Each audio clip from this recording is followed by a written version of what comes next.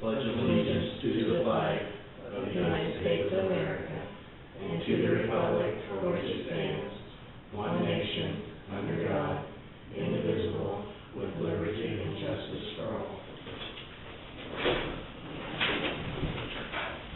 Any questions on any of those? Move to accept the minutes. Second. All in favor, signify by saying aye. Okay. I guess you're up. I'm up, okay. Only here when you ask for money, huh? So, first thing is, this is our... Yes, you are our teenage daughter. That's it, I am the teenage daughter. I know how that works. Feel your chores. Yeah, I did all my chores, I promise, and now I want some money. This is a renewal for our insurance. Of course, we had a different insurance than the county under K-Camp. Our property and liability has to be done differently because we're a nursing home. It's gone up only about $550 from the last year, which is good. It looks like everything else is the same, and most of that's property because so many storms last year, everybody's went up. So, Total $24,900. right, for the year.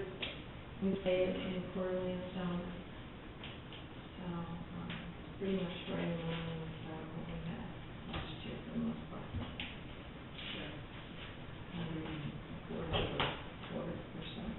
Okay, so total premium is about $100,000. No, the total premium is 24. Oh, okay. 17. Okay, but you only But pay that. I pay it quarterly, so this is what it was last year. Okay. This is what it is this year. Mm-hmm. And we pay it in quarterly installments, it's about $6,400 every quarter last year, so we got 65, 66 this year. So, definitely doable in the budget. We're good there. The one thing I think that we should look at, probably countywide, and I thought about looking at it with this one because I've been studying a little bit, is the cyber liability. Now that we're going more computers, Mm-hmm. we need to think about, we certainly need to think about it, I'm guessing the county needs to think about it too, is what the liability. We have coverage with K-Camp, PCFS. Oh, you do? Okay. Cyber liability. I can't Okay. remember what that amount is. It's Okay. maybe so much per occurrence, and I think there's a general overall Okay. amount that they've kind of added that. Okay. I think So the we last might 2 want years to it's find been- out whether that covers us or whether it doesn't, and whether we need it. Because I know the directors in the office service covers us, but property is not, property and liability is not covered because we're a nursing home. K-Camp doesn't do You that. want to check? I think we're getting hold of Tom. So, Tom Joe. Okay.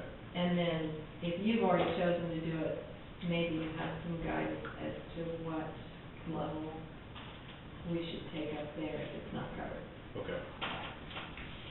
There's all kinds of different options to go with.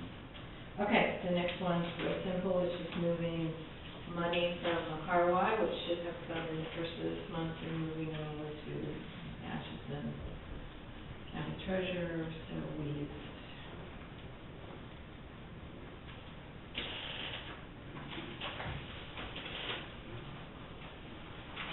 and then the last one is our roof. I think I was here before, I told you, barring any of our roofs falling in, we should be good. Well, now we're gonna need to take money out of our capital reserve probably.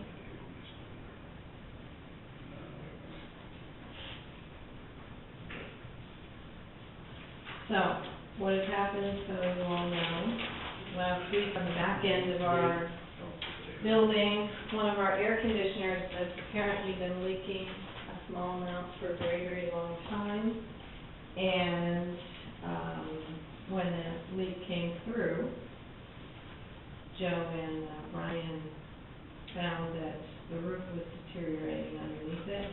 They had Matt come up and remove one of the units off the roof. Mm-hmm. And then they have been playing the demolition king this week, and this is the cost to repair our roof. Now, the demolition is time and materials, and Joe and Brian think that they're going to be able to remove everything for them so that we shouldn't have to pay that. So pretty close estimate.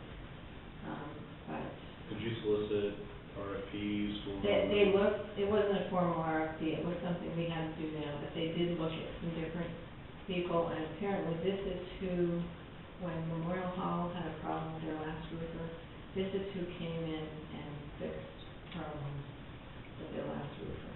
And, so, The only thing I get hesitant is not getting bids Yeah. from, just to make sure that yeah, it we sounds didn't do good. it in but the we don't- paper. We No, did- no. Yeah, we did other, no, we didn't put a formal RFP out there, but yeah, we Okay. had other people come out and look at it and say, this is what needs to be done. The fact that this guy he was concerned about, he didn't want to do a patch job, which I think is important, Mhm. so.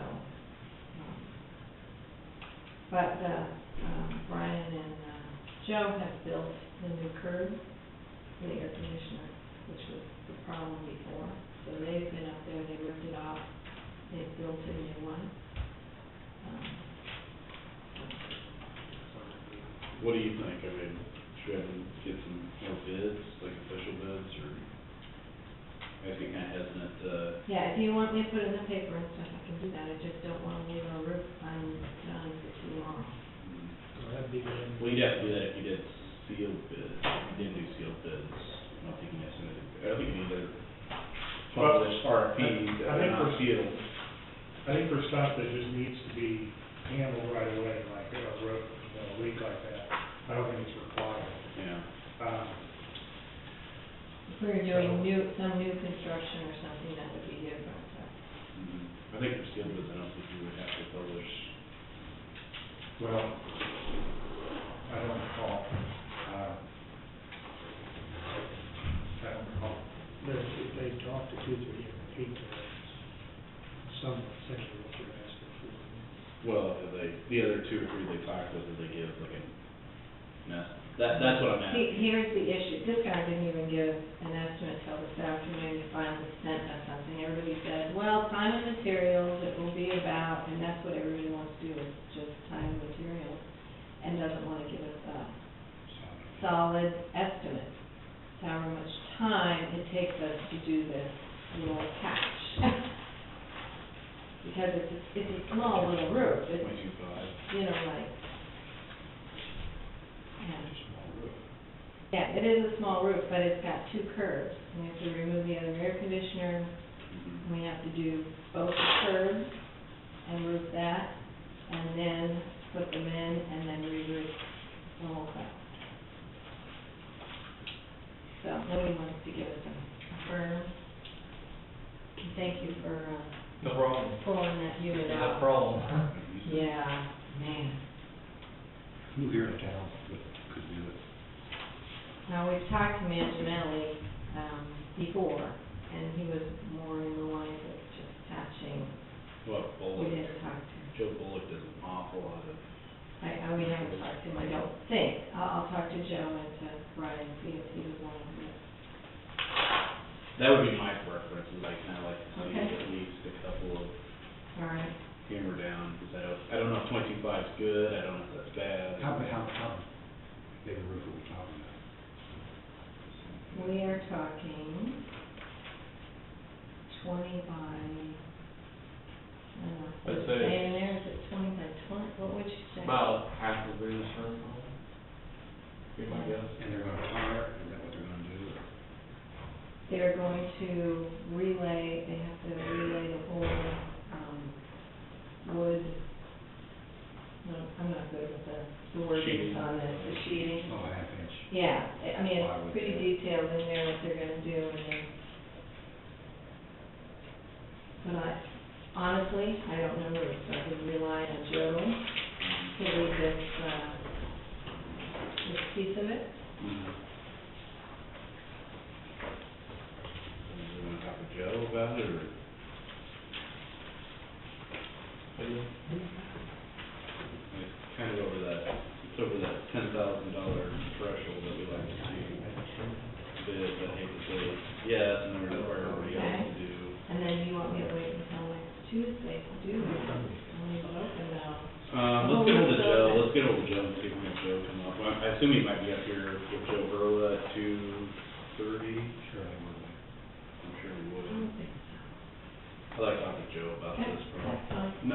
Virginia, we're just. No, that's fine, I'm Does that make trusting Joe sense? on this one Okay. too. I'd say, I mean, Joe's you don't my, wanna, you don't wanna leave your road open, that's it. yeah, and that's it, I don't wanna, 22.5 seems to be. So it's already tore off. it's completely open.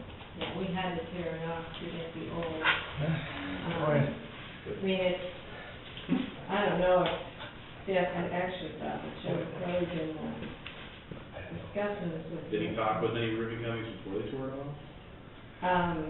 Yeah, they've been talking for now, it started yesterday, or last Tuesday, but you guys only meet Tuesday. Well, I knew they took off the air conditioner, but I didn't know anything about the roof. Yeah, yeah. Joe has mentioned that they have air conditioner problem, and I think the county would come up there and use the boom truck. Yeah, this Right. we'll talk to Joe and we'll see what he Okay. says. And that works for me. Yeah, I'll have Joe come up here. I'm assuming he's gonna do it. So we better get something to hold and make sure, but I'm sure he's. I can call Okay, and tell him. that'd be great. Yeah. Yeah, 'cause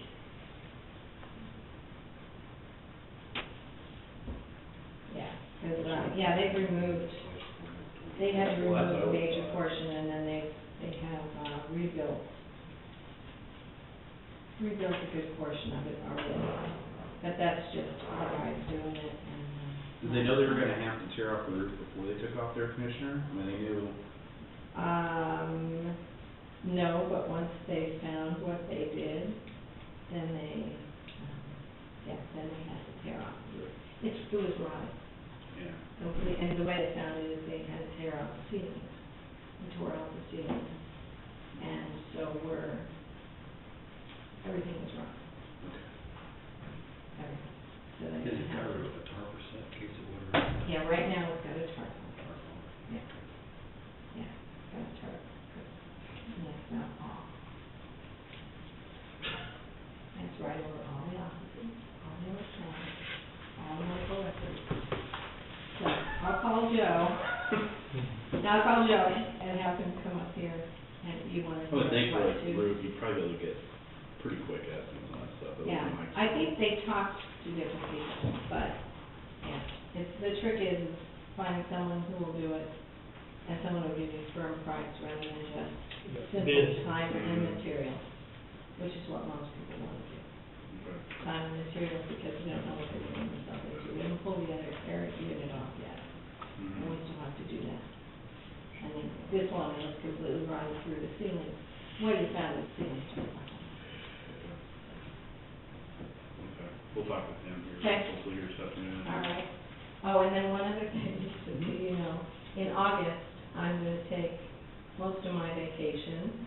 I'll be taking a week, like the week of the 11th, and then I'll be back, and then the week of the 25th. Got her to call her, and she'll have a singing show. So, just kind of fill you in on it. Thanks. Thank you. Mm-hmm. Oh, also, while you're here, Uh-huh. I think that Tom had been on the Vanderbilt Trust Board. Do you know which commissioner is on the Vanderbilt Trust? I don't know now, but it was Tom. Do you know, Paul? So I think they're definitely a new meeting, Yeah. so Yeah, I think that each year they're supposed to assign someone new to be the next. I don't remember even that one, I don't remember the Vanderbilt Trust. Yeah, the Vandenberg Trust, yeah. I know what it is, I mean, You know as far what as it who's on the, Yeah, Who's on the Bishop harbor? was the last, Maybe then, somebody- then it was Tom. Tom was on the, okay, I thought Tom was on the Harbor Trust. No, I don't think the Harway Trust required a board. Okay. I think it was the Vandenberg. The Harway. Jeff volunteered. Yeah, the Harway doesn't That's require a getting board, corrupted they just On have to the to next have me subject. do financial reporting every year, so. by default. That's fine, I can go, if it's one meeting.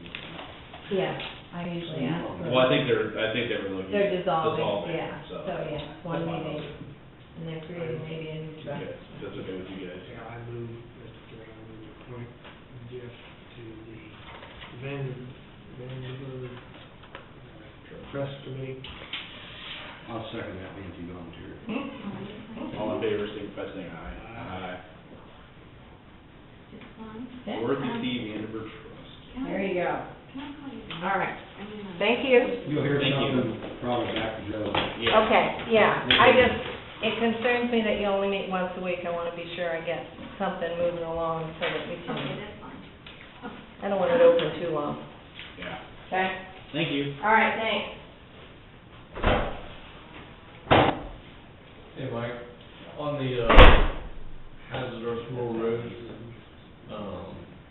that was the total, but we've paid, $8,676, so the balance right now is $27,324 for the consultant Oh, and okay, our okay, 10%. yeah. So our share is 27. Right now, we might have to pay a little bit more before the first year, but right now we're sitting at $27,324. That, we paid? No, that's the balance. We got it. Yeah. Now, yeah, I was making something else, okay.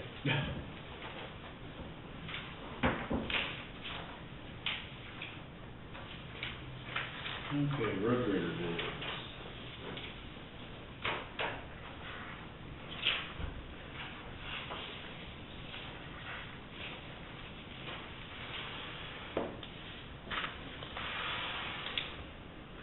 And Matt, you got a chance to go through both bids we received last week?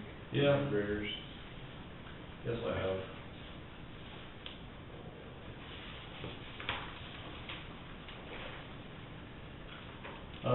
The specs, were give and take, they were fairly close on the specs.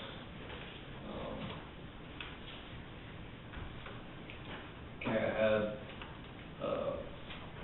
few options that maybe the John Deere didn't and vice versa. After I added a few of the options that didn't get, added into the quote, it looks to me like, for sure the low bid is gonna be with the Murphy tractor for the 5-year guarantee buyback.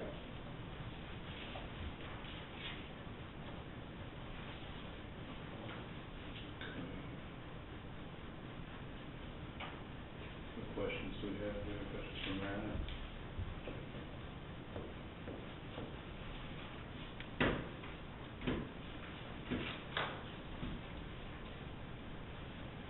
No questions?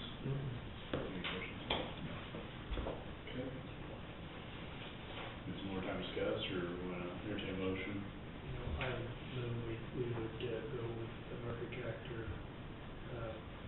bid. The total new options added is it's for a 672 GP all-wheel drive John Deere grader, 171,000. Now, did you have, that doesn't include the finance charge, either, does it? No. We probably ought to include that then too. So- Depends on when we take, Well, that's true. That's true. You just well, have it's to. gonna be close, September? We can get that, yeah. Yeah. Well, Well, if we ordered a machine today, it would be built on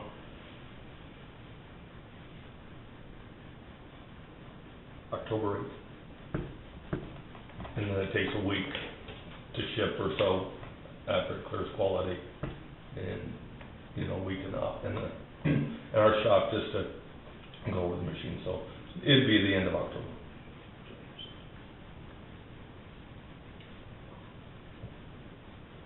So we'll just go with the base bid here then, $171,050.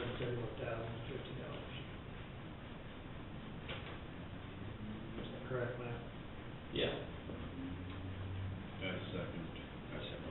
All in favor, signify by saying aye. Aye. Carried 3-0.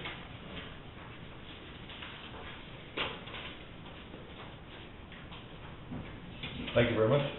Thank you. Thank you, John. Thank you both. You're welcome. Is it I did bring a purchase order, but it doesn't include the options, but I will redo it with the options when the machine comes in, and I have a serial number. So at this time, I just needed a signature for the base bid, just so we can place that order. Yep. Yes. Can that sign that?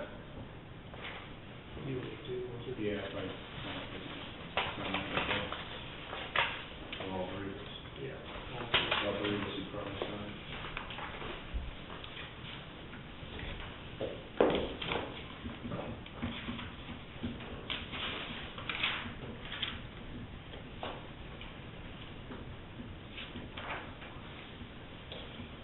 That would be, how we bid it originally after you and I, after you asked for the spare rib. And Adapters for and the adapter, yeah. and just to be clear, the scare fire attachment was in the original bid, I believe. It was a lift group, Yeah, right. the Balderston style lift group. Yeah.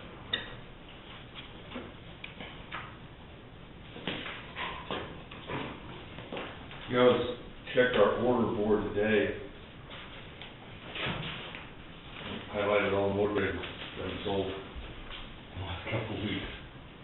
And after we quoted using the machine last week, I got an email from the vice president of our company, and he said that,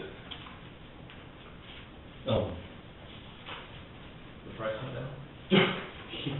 he said that Yeah. the end of, that John Deere would not honor the end of July if they filled up their order board, you know, then, so we secured one for you guys, so there wouldn't be any problems if you guys did decide to order one, so. We're locked in on the interim Tier 4. So, thank you very much. Appreciate your business. Very much.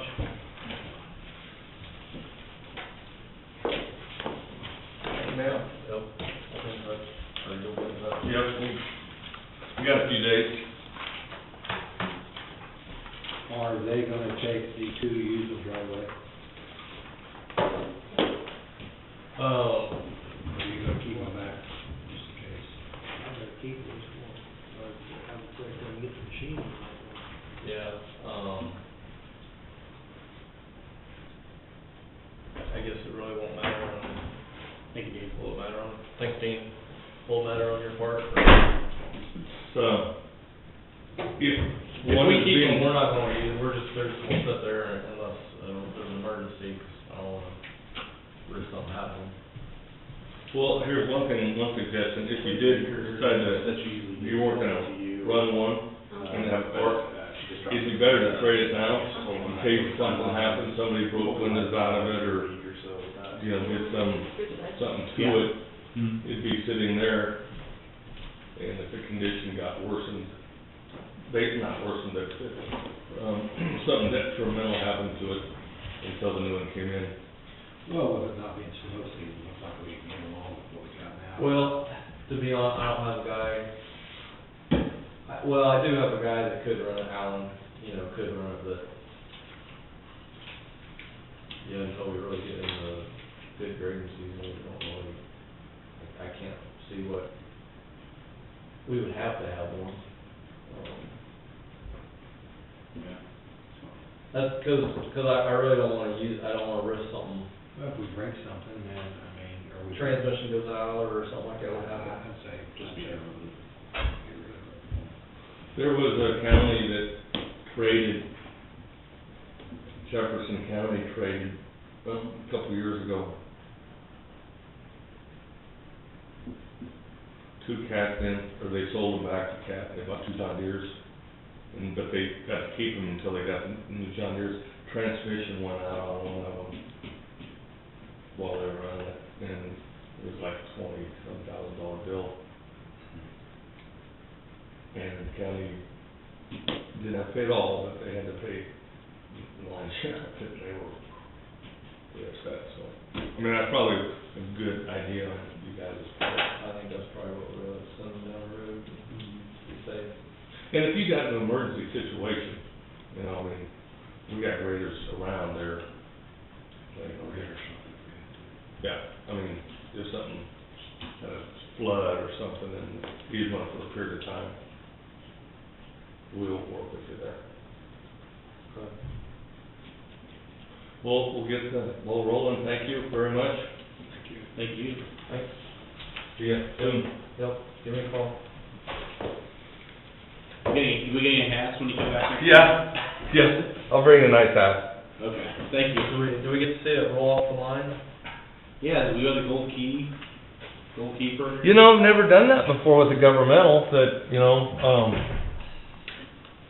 it's a long drive up there. I just drove back from Davenport yesterday, and it Is was... that when they built in Davenport? Mhm. We went up there for the John Deere Classic Golf Tournament, and it was yesterday, it was all, well, Thursday, Friday, Saturday, Sunday. That'd be fun to go to. It was pretty eventful. Did you see it on TV at all? Yeah. That was a long, last 3 holes. They had, 3 guys were tied, and they had to do a playoff. Huh. Last year, they did the same thing. They had to go 2 rounds. Thank you, we'll see you soon. Thank you.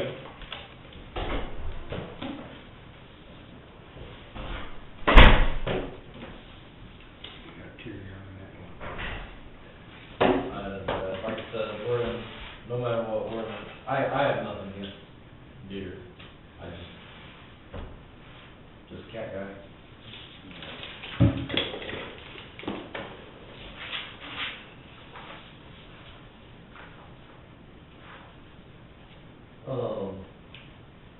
You said something about maybe executive session?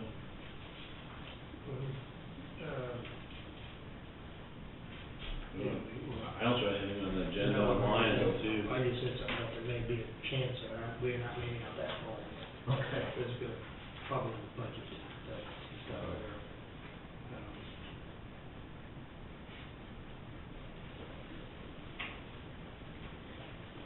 What was the base bid on it? $171,000? No, it was like 220, that was the official, 171. oh. that was the difference, yeah. Yeah, that was the difference. You want the official base bid, and then the difference of the trade-ins. The actual bid, the total cost for the machine is $227,301. With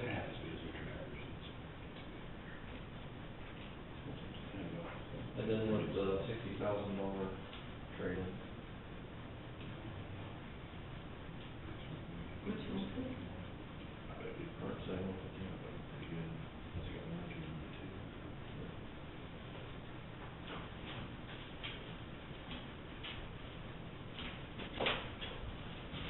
So how you guys, chipping and sealing, since you guys been out and about, looks like on Sherman Road, and where else can we see? Yeah, we're on Sherman right now, sealing. We did short stretch of Palms down there, so South of. south of 74, yeah. Today was just our second day, but everything went smooth the first day, and everything was going smooth today. So, What roads do you have, what's kind of like your schedule? as soon as we get done down there, we're headed out to Edwards, south of Effingham. We'll go to, we'll plan on skipping 2 miles there south of Effingham, then we'll pick up on Edwards, there at 159, go to 286 and take 286 all the way to Ashland.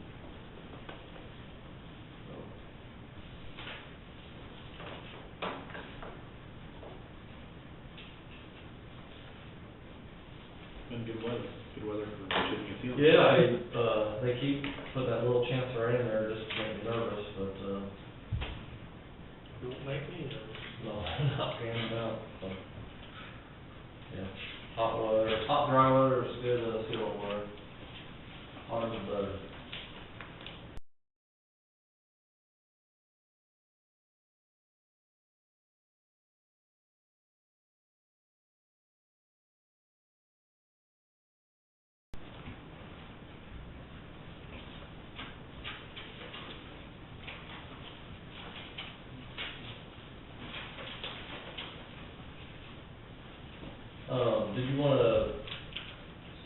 appointment sometime to go look at that bridge, or you just wanna?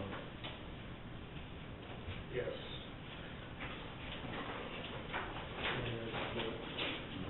Work session, do it at 9 o'clock. We can do that. Or you can go to 12 or something, and still get back to the work session. When are we supposed to go to, guidance center? Is that today or is that next week? I don't think he ever said anything. I never seen the email response. I think he was wanting to do it after our meeting, or sometime after one of our meetings.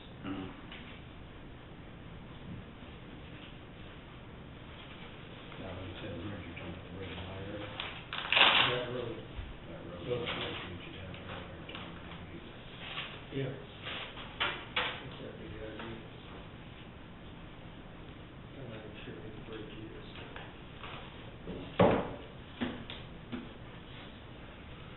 Down in the, almost in the sticks. I just meet you at the road bridge place. You wanna do it at 9 o'clock? That's fine.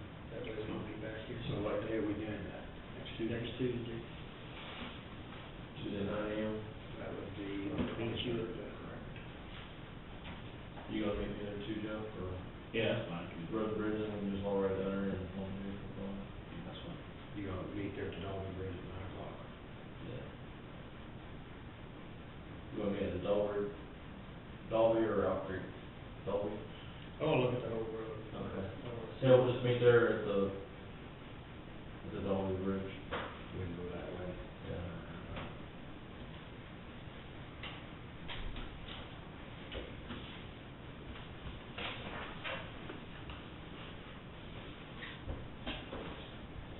Should we double check as if we can move that, grant money to another bridge, or you're almost sure that we can't? I can make a phone call, but I really don't think the deal with it. They'll just transfer, they'll give it to somebody else, what they'll do. That's why I say I hate to You can ask. give it up. Well, I would like to see, I feel like judge one way or another. Cause those are, See what the road looks you know, they're, they look at all of them, they select a project, and it's not for you to spend wherever, you know, it's for that That's, project. Well, with no more traffic is coming, the roads are actually pretty good shape, I think it's not bad. Not bad road. yeah. If you go north, it's I don't know what, I don't know what that, North, you can't go too far. yeah. What's the traffic done since they put that wildlife center down? Well, I don't know.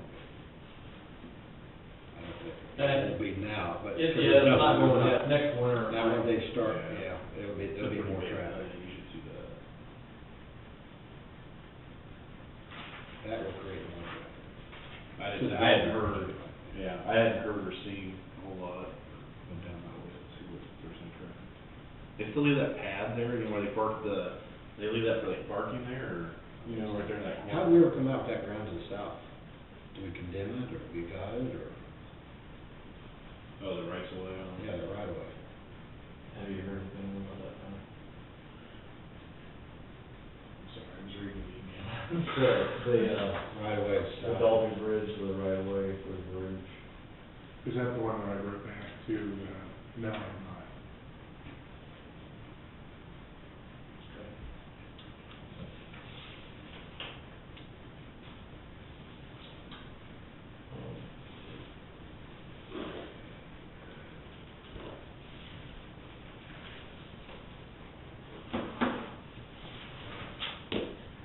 I got that information for Chase on that, Ham's contact, I don't know if he's in there or not. I haven't seen them since before.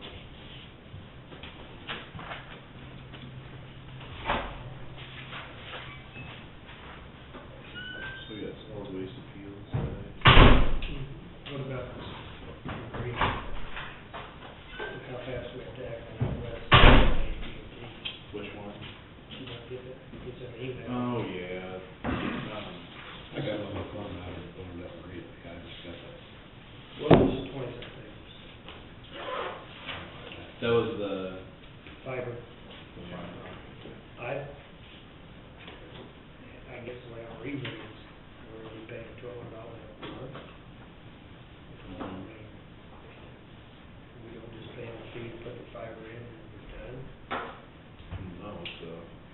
looks like your internet connection we got now, we're paying So this is over and above, 70 or 80, this is over and above. the something like cost that, of we're paying phone like 70 or service. 80 each one right now. I didn't think. Something like that, we got two coming in. I didn't think there was a charge for them to do that one. We got the court, we got the Allegiance, we got the DSO. 50 some dollars at the most per payment. Mhm. It's how much? Huh? What did you just say? Probably about Thank you, 50 or Lynn. $70. And I'm gonna tell you guys, The one of court. our The dump county. trucks went I don't know to what the Chihuahua, Mexico. You're kidding. You have to deliver it? I hope they're not planning on driving it. That's where it's going. And then the local, we went to Gary, Oklahoma, where it went. Did anybody come and actually look at that, any of it, or do you know? There was a couple people that, I think there was one or, most people came to look at the excavator. It's going to, Holton, to the salvage yard. Not to be scrapped, I think they're gonna use it to scrap. But, That's pretty good for that. that was the main thing they came to look Yeah, you at. don't have to, you don't. I see where it's Tracks coming are up. bad. Yeah. It's gonna be a lot more, 20 megabytes, like up and down. Well, I understand Yeah. that, I thought that was all, maybe that was all included in that phone, because this would be something on Right. Yeah, it'll Anyway, replace, imagine that. it'll replace our existing internet connections. It's gotta be enough to accommodate the phone system, network upgrade. Was it last fall, we were having our internet problems, like we kept bogging down the system with the new DMV system and Well, the Fraser state was supposed to put something in for their phone, I don't know if they did. for the DMV system.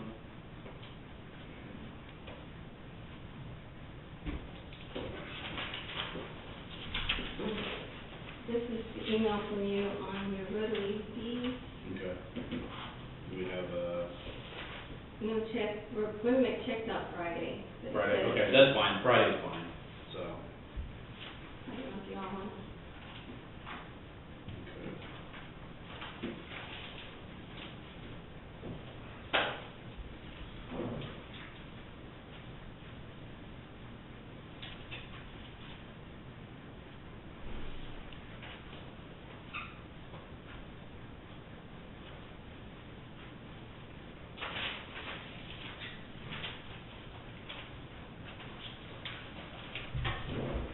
Do I need to fill out, give it like a, If you just, initial, okay. you want to sign up. And then, I don't know, Jerry Copeland asked about if you had any extra tickets to give on your car. Yeah, 'cause I think we were asking, I asked Mike earlier if he was going and Bill, so how many does he need? Yeah, well, I don't, nobody's even committed to any of them, so we got, I think they gave us 10, so however many he needs, we asked if Pat needed some, or, If he does, I don't know if it's four or less, I don't know, I'll ask him. okay, Does he need me to get hold of you? yeah. Okay. And the only other thing I had, I got a call last week, I had 4 to 6 months to move my stuff out of the employment office. So they did sell that, they did close it down. They're closing it down, they haven't sold it, he asked me if I want to buy it. What'd you tell him? How much is that? Huh? What for it? He said half of what the appraised value is. On ours is $161,000, $180,000, he said the roof needs fixing. How much square footage is it, do you know?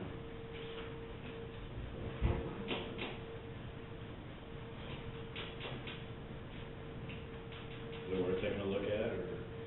I have the keys, do you want to look at it? How I many had to- apartments could get in it? I don't know. It probably would be I mean, the basement, my stuff's in the basement, but there isn't that much more room in the basement. It would just be the top floor, and to me, now, it might be a little bit bigger than this, so.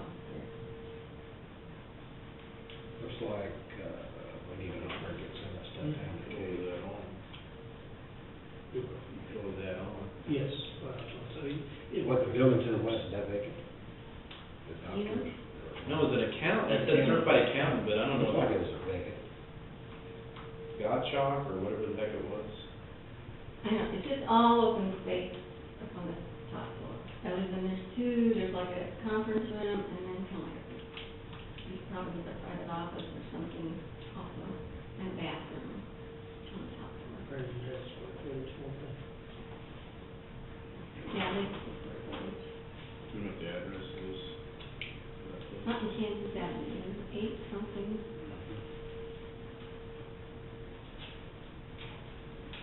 No, Seventh? Yeah. It's between 'cause 7th and 8th. No, that's Ninth Street. That's not, 8th and 9th. So that'd be 8th something. That'd be Ninth Street to the sure west. Okay.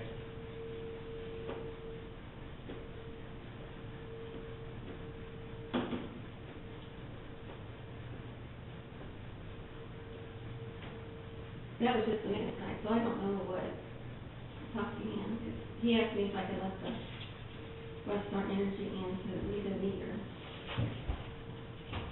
They since I said, had a key, you said 2 to 3 months, is that what you said? 4 to 6. Or is- So let me ask you this. If somebody buys that tomorrow, where are you gonna put your stuff? I don't know. Maybe over here in the corner, I don't, you know, How much stuff is it, Jim? how much, Yeah. it was, well, huh? Fill this room? Not quite all of it, but yeah, so, some of it. Probably half of it, half of it. I got my booths and all my machines.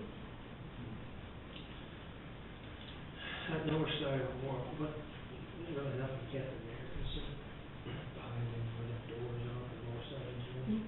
I just need something that would be climate controlled, like heating. Yeah, well, that's kind of, that's part of the gym. That's why I'd be an access workforce. That's not climate control, is it? That's not climate. Would we controlled. understand It's Kansas, heated, would we it's not understand cool. Kansas, you think, or? Oh, it's not. It's, think so. Kansas workforce, so you probably. Yeah, they don't. Air conditioning, the main part, they got in the offices, That's right. what's downstairs? They have all those skates back there for Joe's offices, I don't know whether those really need to be climate controlled or not. Well, I just thought I'd let you know that he said 4 to 6 months. Plus, I mean, they still have their,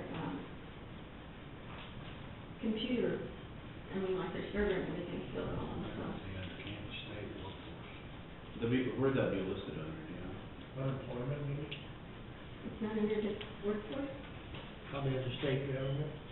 Are you looking for it under the county? I'm looking at, you said look under Kansas State, that's what I'm looking, there's no workforce there.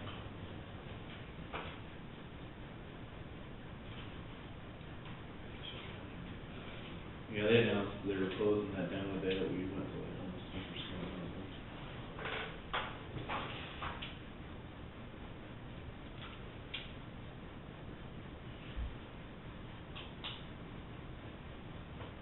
Who were we talking about, that Colby or Kobe or, who's the guy that runs the games down there? Colby, something. Colby? How much do they charge?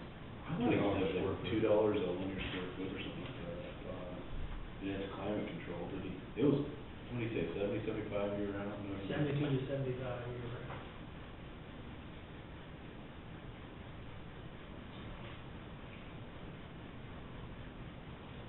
What do you pay up there now? $900 a year. A year. $2 per square foot per month, Here. per year? Per year, okay. So what is it, $2 per square foot? Per year is what I took. Per year.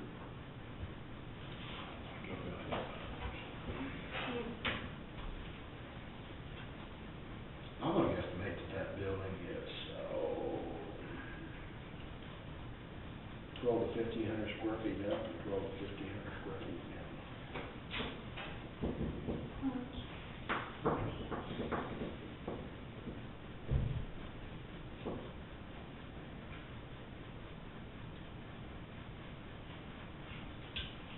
Space 18 Kansas Avenue.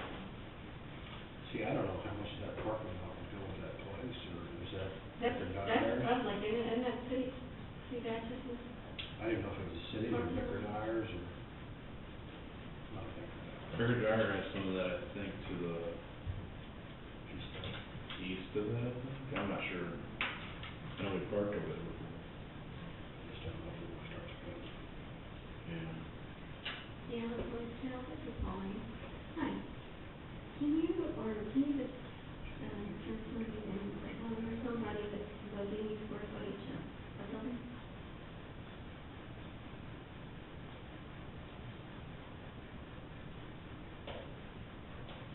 It's gonna What's exempt going on like with 166,000 8,550. square feet. So it says online or parcels Under are. my ship police. You know what's going there, Matt? The 409 school board meeting. Oh, yeah, they're trying to send the lofts. Is that the way apartments? No, I think it's better off, I think. Okay, this Good. is Molly. Better Can you off. pull up, information? I was told they're put turn those into like costs, like not cheap housing, but I heard somebody said they've already got like a few sold ago, Ricky. 091. I guess it used to be old switchboard, Oh, mine. AT&T switchboard, I guess used to be in Zero. there. 10, 20, 505. The one next to the Elks? That place? Yes. Yeah, they're turning like into Well, lots. yeah, there's a little break in between, but not much. Yeah. Is that, what's in that AT&T building? That was like, you know what I'm talking about? Oh, yeah. That's a big building. Certainly AT&T doesn't have a whole thing. So what's behind No parking. used to be the old, Well, they have no parking at the station, top. that one building, is there anything in it, or is it just got storage? For vegetation. Mm. That was the old board, I think, Okay, yeah. square footage of the. Oh, it was? It was, And yeah. then they went to the school, and then they went from the school to, UMB Bank. Who's in the old central school? That's the 409 alternative school or whatever you call it. That's It's right across from our community correction. According to the line here, it says 8,550 square feet. 8,000? Oh, it says Can't be. This is down, That's about- 818 Kansas Avenue. 80 by 100, isn't it?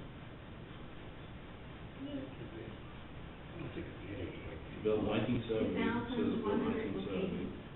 2000. They could run off a more, 2,000. more detail, they could probably run off more detail. 200.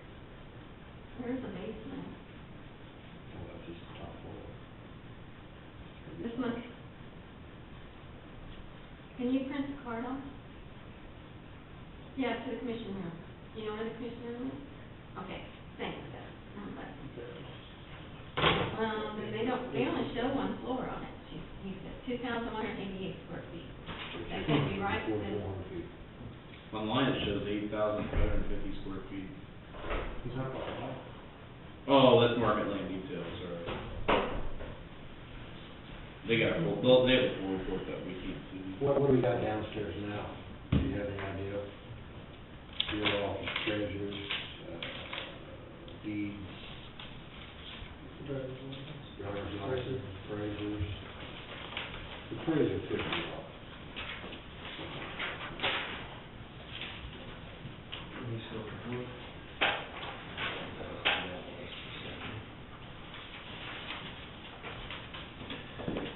So option A, option B, Usually more is than what I come up with, I know that. and that also has a CLC, so it does, when You the know national more about that. test, His name, national type evaluation program, they have a what's his name, we don't want to trip pictures. handbook 44, and that covers all the scale certifications and specifics, but it's all depending on your road cell configuration, so unless we want, know exactly what we want Oh, I've seen. to figure our road scale, that's the certification process and everything, so. That was an actual scale. I think that's a scale for, I think some of these guys installed. These are companies. Yeah, Rice Lake, wasn't that it? Yeah, Rice Lake was in a lot Can you of like send materials. a message to him? And tell me suggestions. I mean, there's a lot. This lot, Yeah.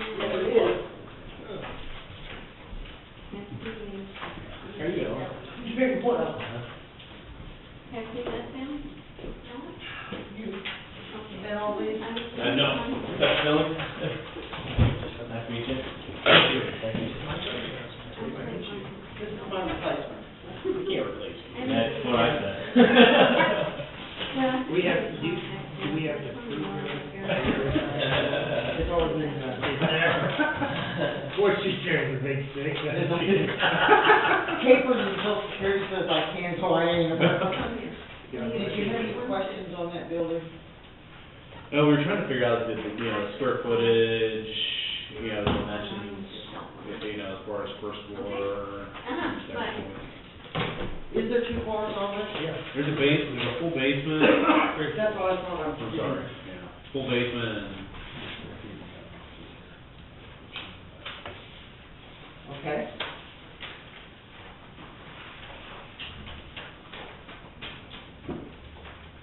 Here's the main floor and here's the basement.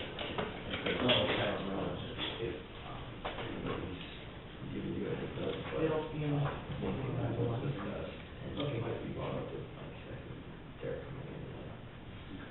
Possibility of us getting an AG opinion on sales tax. That was something that was brought up in. It says something. I didn't want you to get more. I don't know if you need one. There's something that's brought up. It's not very, that's, I don't know if it's that's factory tires, but that's. I thought the city, I thought the city, If they say they're not gonna control. I don't see anything about, city of Atchison, 814. yeah, but it's something, $1,500. That's right. Or. Yeah. Could be, I'm not sure, I have to get Provider statute that. the math. You have the math.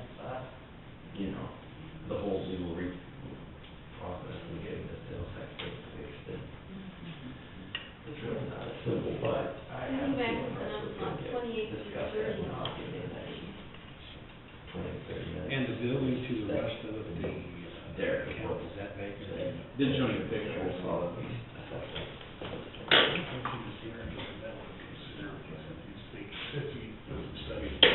Well, it's not black and white, it's not a simple, well, you guys are just being neglectful. It's a convoluted message.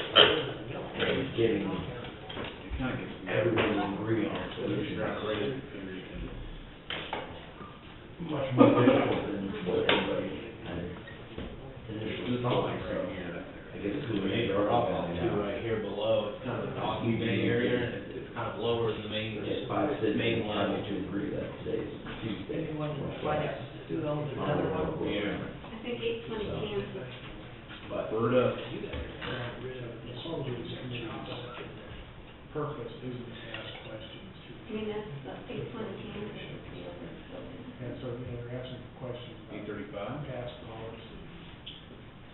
835 commercial. Recommendation. Well, I'm sorry. Should be. Back to the commercial, that's still in the shop. You should dedicate 100%. That's the one with my dad. Oh, So I know where 835 That's commercial. your recommendation. But you're wanting down in Kansas, right? The one on the corner. 20 years after the fact. Daniel had the other. Right next to it, But the church is right next, just across the street. Policy recommendation, I think because it's- there's no such thing as a special topic. There's something that we put on the back burner, but we don't, sometimes it's on the same thing. Because It's a golf. We can run that again. Yeah, what we want to do. It doesn't- It's not compatible with iPad. What about this? Yeah, it does stuff like this. It's never a revolving door, so I don't know what the. Okay, so this is, I think you're brought The up workforce. in the next. right, Assuming they show up. So if you Well, take does Josh- someone, I've got. Shaw keys. Liver, does he still own that? I don't know, I don't even. It looks like it's vacant. It does look If you go by, it looks like there's nobody in that other If location. we get down here, of course, I should have keys. You don't have any idea how many square feet our offices have downstairs now? We can look at the plan. Get a rough idea. I don't think this one was for anyone. I think your storage space is good. This was easily accessible. You can get in and out. This was night? Maybe 13. You could back in and you had a This is rent. 8/18. Bring this up. Yeah, I got stuff about it. It's a good, nice weather, really easy. I don't know if we justify spending $80,000 for this one. Well, that's what he said half, but he didn't say, he said half of the parade, I don't know what their parade is. Do you want me to have Jerry look on Jerry? I won't look at it first. There we go. Timothy gotcha. Okay, and if you wanna know size and stuff, Mhm. bring up the full report. There, now that should have everything on there. Rent thing, and you've got the wall, vacation. Yeah, keep it in that use office place, might keep. Eight, oh, that's the place where he's at. Roger. I can't see this one. Yes, My acreage, but I need, but I have. on his building. There should be more. Does it still, My acreage. can you still report? Yeah, it's not very compatible, you're gonna have to probably do something on it regular computer. It's not really, We can go run PR, we can go run PRC on that next property, on the property next door. unfortunately, doesn't. You're right, there is more to the report, but See what the commercial might bring up. Commercial property. Not much. I wouldn't want it, I mean, To establish it. On the commercial side, you might not get too much. But if you try on the full report in print, you might get to the beginning of the there. There was a petition that's filed for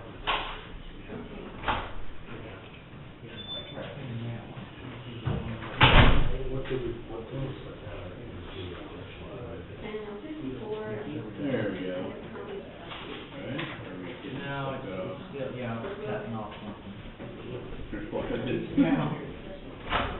2000, well, that's good, that's gotta be the house, or the parking lot. Yeah, that would be the parking lot. 2009, 600. Yeah, see, it's Yeah. not really designed for, I think, Right. very well, fortunately.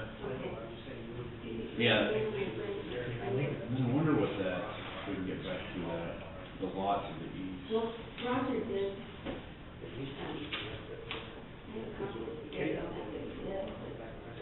That one? Yeah. That's probably on the city. Well, that's the recreation right there. Yeah. Okay, And that's Becker Dyer's, that's that's the the city, city. that's Yeah. the city. City of Atchison. City of Atchison owns the Two parking lots. Two parking lots. Yes. Yeah. To the east. And that's why I need, what's, yeah, some of We the could stuff. say, go let the place go up there, Well, the workforce, I bet you the workforce is that, the state probably had some kind of, deal with the city owned, and they probably said, hey, can we have 4 or 5 spots, 5 to 8 or whatever, 8 to 5 Yes, or whatever. right, and I'm guessing the city just has the parking lot. Right. Those buildings were never used that much, so I mean, that's when. it's sufficient parking for the day. yeah. Yeah. Yeah, we could have those parking lots Just still, whenever you need to yeah. park there. I think they Floors totally, could plug right in that back area, that we already, would I don't go know with if the they're property, tax requirement. 1,000 some odd square feet or whatever. there are parking, look, there is enough space back there in access. And there is parking here too, and it is easily accessible because that's where my dad used to put his, used cars. Oh, okay. Yeah. Yeah, no, we need that. And then you had the other one over here, there was parking area over here too. The only reason. He rented that from Spaniard, Yeah. because it's a drop off. Yeah. Yeah. So it's more convenient for the shop than it was for the They're still open down there. I haven't seen a whole lot of activity for that building.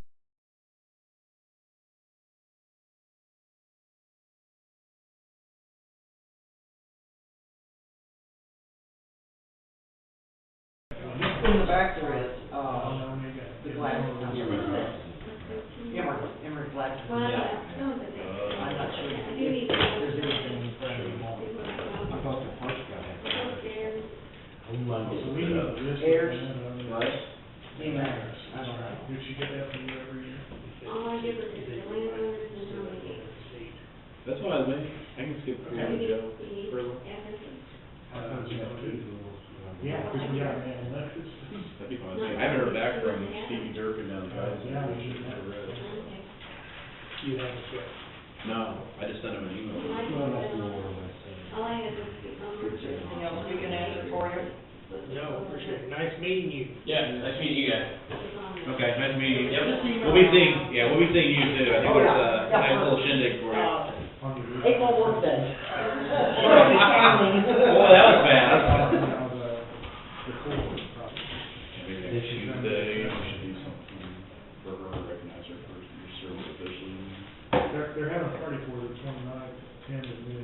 Yeah. I gave it, Should we do something during a meeting, you know, like give her like, that certificate during the meeting, or should we just do it at the? I gave that one to Debbie, I told her to be safe down there with her, okay. she can go down there and get it. We can do that, that's fine, whatever you guys want. Let's just all figure out what time we're all gonna come in at 10 o'clock, or 12, and do it, whatever. Make sure. What did we do with Tom and John? Yeah. Well, I know he ended up here, but we have, It was at yeah, a different time, it wasn't at your meeting, was it? no, Because we was meeting Monday, Wednesday. then. They're having it on Monday. not 23rd or 29th. 29th. Yeah, Better, that's fine. better put that on the board in mind. But the certificate is downstairs with Debbie, I told her just to hold on to it and then Okay. whenever you, So they took care of if they were getting a plaque or anything for her, they took care of all they're getting that? a clock. A clock. Oh, that's right, That's right, yeah. yeah, okay, And a cake. okay. Chase is saying, ooh, it's 8 o'clock. Yeah, I don't know. Krispy Kreme cake. Krispy Kreme hamburger, cheeseburger, you seen that? Krispy Kreme, no Okay. cheese. They don't have real Krispy No, Kremes out here. I'm sure it's probably pretty. The only thing is, the glazed Krispy Kremes, they're Phillips, like, they squish it to nothing, there's not much stuff on it. Somebody will get back with. Like Krispy Kreme, you do 10 blocks from high school.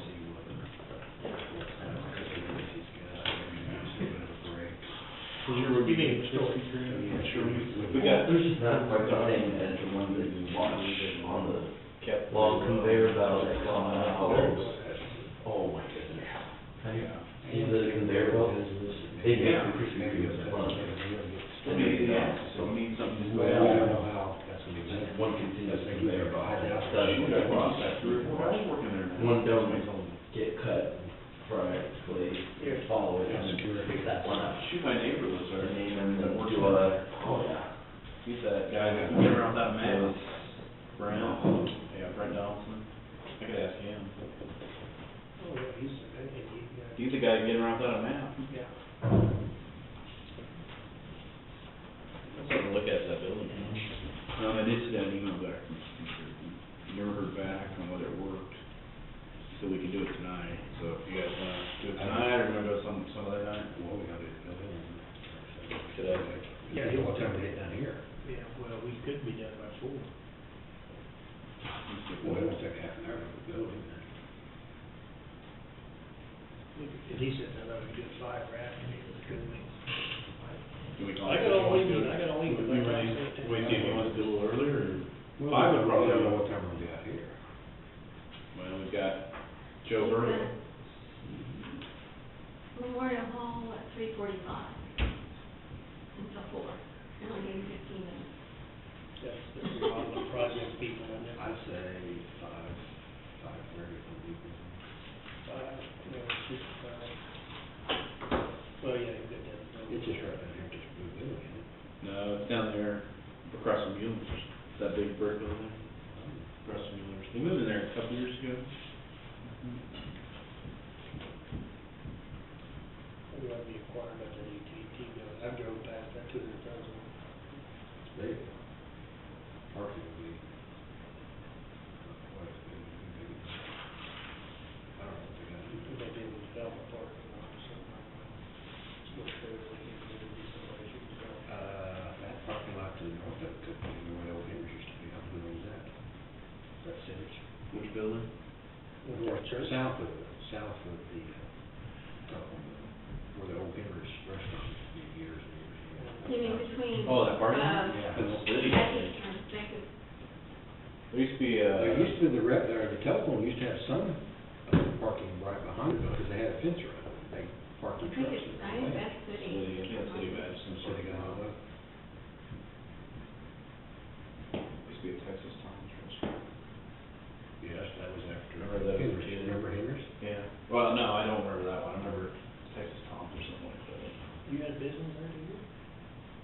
I remember Henry's would always deliver them cheap hamburgers out to McCormick's, you know, after certain times, so if we've been out doing a little of this, we'd stop in there and grab some hamburger. Maybe. So you're a technology guy, so this is something we're just gonna have to sure and put in there. Oh, okay, we're back to the, yeah. You know, why don't we discuss something? Yeah, 20 megs of fiber up and down is not cheap, I know that, but I mean, Did you have a chance to look over this? Because he's probably not. oh, okay. Well, I just put in option A, option B, You gotta go with specific scale and a stuff. little bit more specific. In order to get super specific with certifications, you need to get into load cell configuration and all that stuff. So, we haven't specified what kind of load cell, much less the configuration, so. But we did put, instead of 100 times 200,000 total weight capacity with the 70,000 concentrated load capacity, which would give us a more accurate, or a smaller weight increment, so.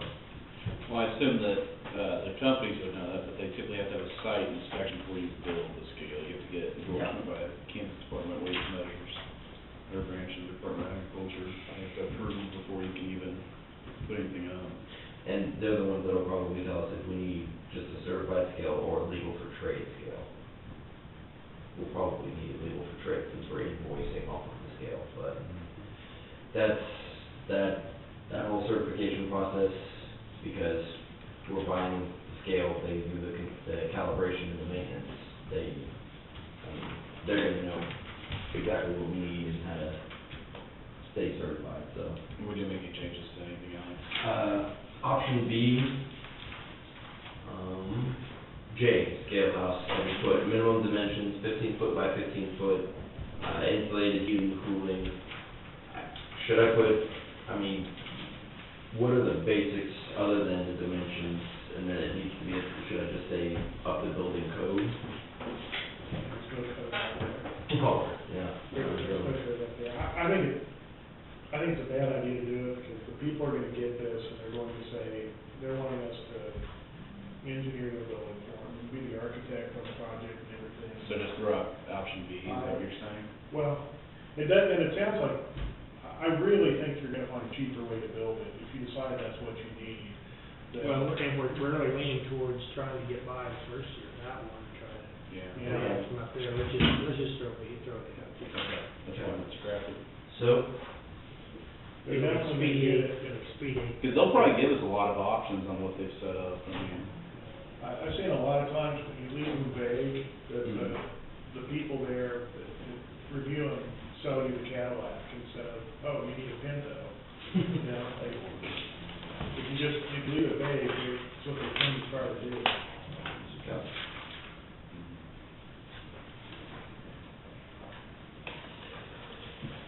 Okay, and then if, I don't know if any of their vendors, I mean, I don't know if, did you talk specifically with Bartlett? talk with, they do, W8 scales. Yeah, they're other people. Yeah, they, Those are the only ones I could come up with offhand that I know that have done decent jobs. I know less about Accurate Scale Company. That'd be what us, we run into, Bill Becker's brother, and we tell him. Oh, Jim. Blair. Okay. WH. Yeah. WWP. And they're listed on here, there. Jim's been doing stuff. He's been doing Scale stuff. come out of Oklahoma somewhere. Correct. They run the scale out of this company, so. Because the scale was a lot cheaper. Mhm. They had them, I took it the way they had them bid the scale, when they bid the scale, and then they looked at some kind of weights, that's all. Scale for Yeah, well, a lot of these are distributors or sellers of a couple different brands. The one brand of scale, I think, you should stay away from this Cardinal. It's cheap, but you pay for it in those sales. That's what you said, It's a 35 foot. See, that's the one thought it was still good, but you imagine that. Yeah. We'll see a little.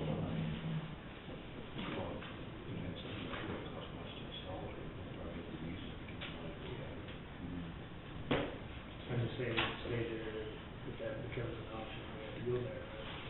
Is there anything else from you, like a standpoint legality was? No. And we can probably think of it stop today. Should be able to. Okay, good. Okay. Postage and or everything else, reason. Alright.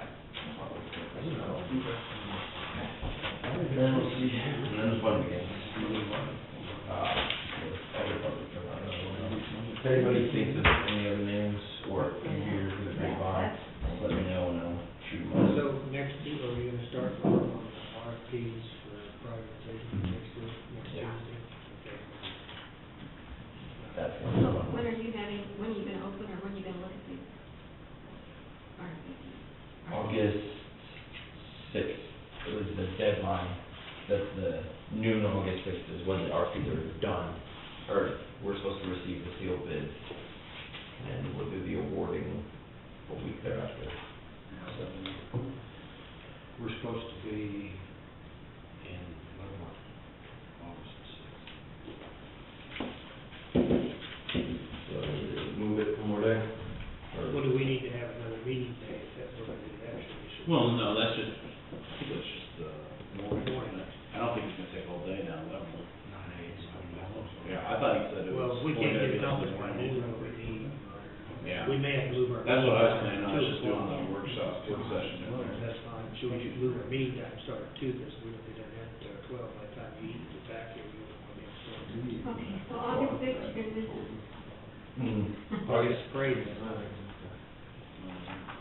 Well, we just, Busy day. Maybe we'll have our new escape. Yeah, that's true. So you're gonna meet in Leavenworth County?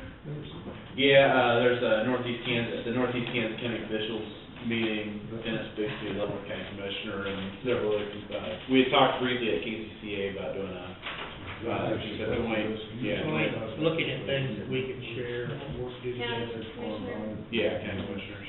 so from 9 until noon? Yeah. Yeah, and then we want to schedule a meeting too, if there one there. That's fine. So give us enough time. we'll put down on the RFP that the sealed proposals are due by noon, and then we'll open them at 2:30, or. 2:30 would be comfortable. 2:30? Alright. These are on scale? Yeah, Scale? truck platform scales. Okay, I need either a copy of it or something. Okay. For now. I need to get, oh, that's, So- yeah. We're dealing with up at Cedar Village. This is what I saw the day that I went up there. You can see where it's crushed. This is about 2.5 inches low, the roof is, it's very spongy when we went up there. We pulled the unit off, that's what we found in here. I don't think we had any questions about needing to approve it, just about should we get the bids. Yeah, it's a Do you pretty good think chunk that's to not set out bids on. Is that reasonable or what? We didn't actually, that's not actually a bid, what that is a guarantee to come in under that. It's actually time and materials. That's what it is. So that's a maximum. Yeah, right, and this here, just so you know, this entire area from here to here, yesterday, Brian and I took that completely off and completely rebuilt all this. But we can't put back the roofing, that's different from, they take a lot of tools and stuff to do all that. But that one estimate, they had plywood fixed. You already did that? The estimate when he came up was when it was like this. This is as far as we got. As far as we knew at that time, the roof itself was rotted. But in reality, this is what we found, is when he built this, the electricians actually cut all his board for ceiling joists half in two. Oh, my. And this here busted, when that came down, it busted these ceiling joists. And we went under there and we scabbed on, layered 3 2-bays beside every one of these that broke. Who did that electric work, and how long ago? That was whenever it was built. Oh, wow. Yeah, that was They know bad. better than that, yeah. Look at that, run right there in the middle. That's what I'm just thinking, there's like no support. There's about 2 before left. Oh, my. So, but we thought when we first went up there, that whole roof is gone, because it's spongy, it's down 2.5 inches from where it was, it's, so So we're in emergency mode to get this fixed. That's, now, if you want, we can get other people to bid this, but I don't know how we're gonna get them to bid it, because we're planning on doing a lot of the work ourselves as well to help them out to cut the cost. Like this, all this work under here, we took this ceiling out, Brian and I did, and we scabbed on 2 to 6s here, because that's all we could get to fit there, but the rest of them, the next 4 choice, have 2 bays, 3 of them, you know, side by side, and we braced the ends of it up, so this is gonna hold that ceiling up. I mean, we overdid it a little bit, but that's better than under. And there's, did you talk with any other, like, local contractors? What I'm worried about is, even though it says 22.5, even if that's the max, that's an amount that I really, personally, I don't like a bid like that. I like a bid that's gonna cost you this much, and you know. The difference is that Brian and Joe are gonna be up there doing the tear down and that sort of thing, instead of them doing the tear down, in order to save us the money. And that's what they're doing, is they're ripping out. Also, there have been several change orders over there. Because what we found was, is this roof was actually put, the last roof was actually put over the old roof, and should have never been that way. So there have been a change order there. Then whenever we get to these, there's 2 other units on that roof. So we don't know what's under them, and we've got to pull them units off. We've got to look under it, and when we do, there's a good chance we're gonna find this under them. The same person built all of this. So without air conditioning then? Yes. There was For 3 one part of offices and a hallway that are without air conditioning right now, and that's what we're working so hard to try to get the air conditioning back. And I agree with you guys, is, I like bids, but how do you get one? He did talk to Hundley, right? And Yes. Hundley said there's no one in town. There's no roofers in town That that can can do do this this. job. Otherwise, I would be all over to get up there and give you some kind of price. What was the name of the guy that you, Bullock? Joe Bullock doesn't do that? I thought Joe Bullock does commercial roofs as well. I'm not aware of him at all, so if he is, Joe Bullock's done that, roofs and. do you have his phone number? Well, I think he's in the phone book.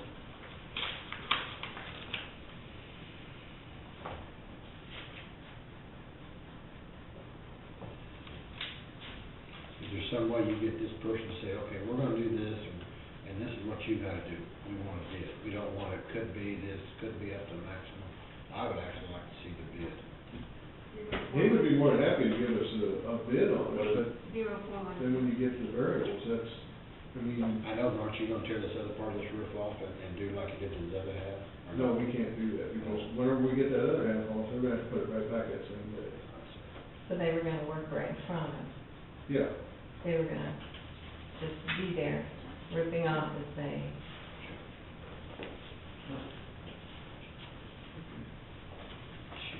I can give him a call and see what he says as well. Yeah, the only other, yeah. Another, because I think Joe did stuff up there at, I know Heritage Conference Center did something very similar with their roof, and I think even Marty Duggar might have done work up there on that too. Okay, these are flat roofs. Yeah. Okay, and it's commercial flat roof with curbs for central, or rooftop units. It's a very busy roof, and it's got a lot of. So if we do it on this, and you're saying there's like possibly like more, why wouldn't you do the whole roof? They are. We are doing the whole. That is for everything. Oh, so you took out all, you took out all. Minus what you did. I thought you said there were like more additional units on that roof in other spots. There are. They're gonna pull those as, When the guy comes up. That's all including all 3. Right. They're pulling the units up when that build's gonna follow behind. Oh, the roof. okay, I'm sorry, that was, Right. I don't remember if that was explained or. Yeah, I didn't understand it, Yeah. but it was explained. Well, We're gonna do what we can, of course, it's gotta be done in a day, so they're gonna have a big crew there, we can help them, but we can't do that much in a day. I mean, we worked yesterday from 6 in the morning till 9 something last night, so, and I was pretty pooped by the time we got home. By day, Yeah. So, I mean, we're just trying to get it done. What's your recommendation, Joe? Well, right now, we're at a stopping point, but I'd like to get it sealed up as fast as possible. Even the roofers, all the roofers are gonna be busy right now. If they're worth it, they're gonna be busy. I do have 3 roofers I called the same to get them to come down and talk to me about it.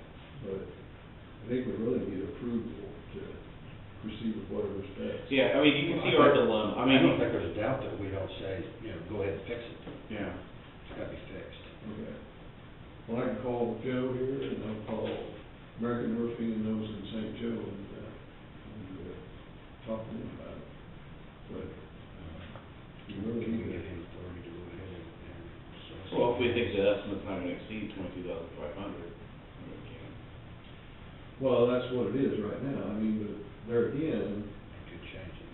you know, as you do construction like this, there's a lot of unknowns. We know a lot about it, so I don't think it'll go above that now, whereas before it would have. Because we took off part of it, we took the styrofoam off, and we put the new plywood down, we built the new blocks and all that yesterday. But that's only about that's less than a fourth of the roof. Yeah. It comes out of I have a capital reserve that we set aside last year, it's about 80,000. Now, if I spend all of it, I'm trying to pinch pennies. Yeah. That's why these guys Just do go it. ahead and get it done. Use your best judgment. I entertain a motion to go ahead and approve, Joe to execute roof repair. I saw that. Senior. Right, second. All in favor, signify by saying aye. Aye. So the teenage daughter got her request. I know. He has no idea what he's talking about. We're talking about his daughter comes and asks for money, well, you know. That's just a Yeah. joke. Yeah. These, and I have to say, these guys have been amazing. They have The been guy, you take an amazing. employee that works for 6 to 9, is a dedicated employee, so I think you look out for the kids. Yeah. Best interest. Well, and Brian too. I mean, Brian came to me and says, we're not just gonna bid this out, we're gonna work it. So he says, with my house, I wanna save every nickel I could, and that's what I wanna do, but it's gotta be done right. So, I commend both of these guys, man. Well, just what we've done in that office alone would be several $1,000s. Yeah. Yeah, they've probably done, I bet you've done $10,000 worth of work already. Probably have, yes. Yeah. When you come by, get pretty close. Okay. Yeah. I'll do it for my. Yeah, they have been amazing, yeah. That shows you're a dedicated employee. Brian was right on, Yeah. a lot more than I did too. You can probably talk to Joe Hurley when he's up here, I think he would tell you that Joe was very particular about the requirements. Oh, yeah. there, so. Are we gonna, what about the 345? Yeah, that shouldn't take long to find out whether we're gonna do anything. Yeah. Chasing on, like our 2 o'clock appointment, if you don't show, it's all over. Sure. That's what I was saying. Well, 2 o'clock already, it's 2:23. I don't know how much time to give them. That's why I thought Joe was here. A half an hour. Deal. I can have some. Question for you. When we, in regards to Memorial Hall level project, we took that engineering firm out of your maintenance spec. Wasn't that included in our bids? I mean, once we get, can't we reimburse your department for that? I mean, wasn't that part of the process? I mean, we actually, if the bids stay where they are, we're gonna have a little extra money anyway. So what I'm saying is, you know, on your budget, you wanted to replenish it plus, which I'm saying is, can we not go ahead and, once we get the project done, we've got extra money, can we not go back and reimburse your department for that engineering fee? Right, I thought at the time we had discussed whether you got the tax credits, that's what was going to go. Well, it And doesn't that hurt is to part put of the, it. yeah, it don't hurt to put the tax credits back into your capital. But that is part of the, price of the project. Okay. Well, either way, so, okay. Like I said, we don't get too many change orders, I mean, we're about $25,000-$30,000 under our budget. Right. They start doing that Mondays? I didn't even ask, I didn't go down there. We, ran into a thing, the state wants to do white on the windows. Now, you remember, he said because, Everybody else wants to do the darker colors, it looks better. We got pictures of it back when it was new, it was darker brown.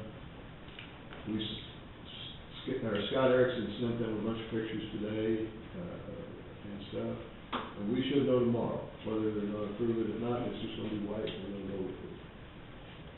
What's You haven't that? done a thing, right? Yes. Okay. thanks, Dave. Be home Thank midnight. Get that air conditioning What? on. Be home at midnight. Yeah. By midnight. It's these guys are the ones that are there so many hours right now. Oh, I get it, the teenage, I got it, sorry.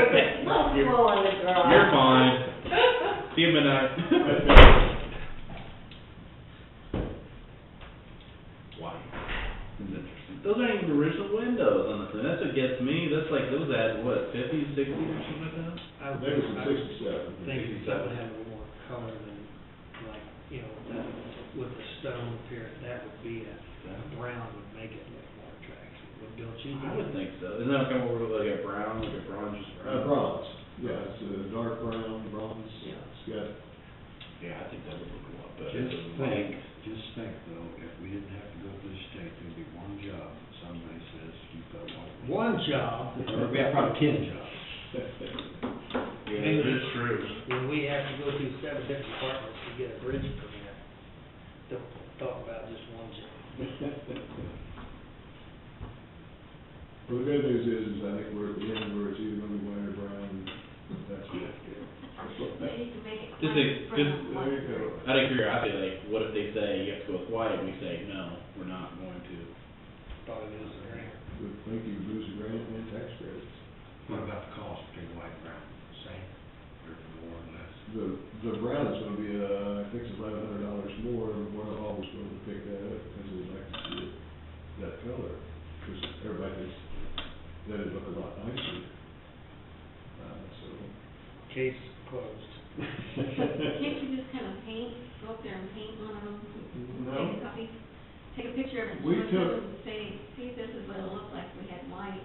We have a picture of it back in the 20s, and it shows them, it's black and white, but it shows them being a dark color. If we ever get to redo these windows on the courthouse, my buddy from courthouse is gonna come down here and tell us how we can do it without going through the historic society.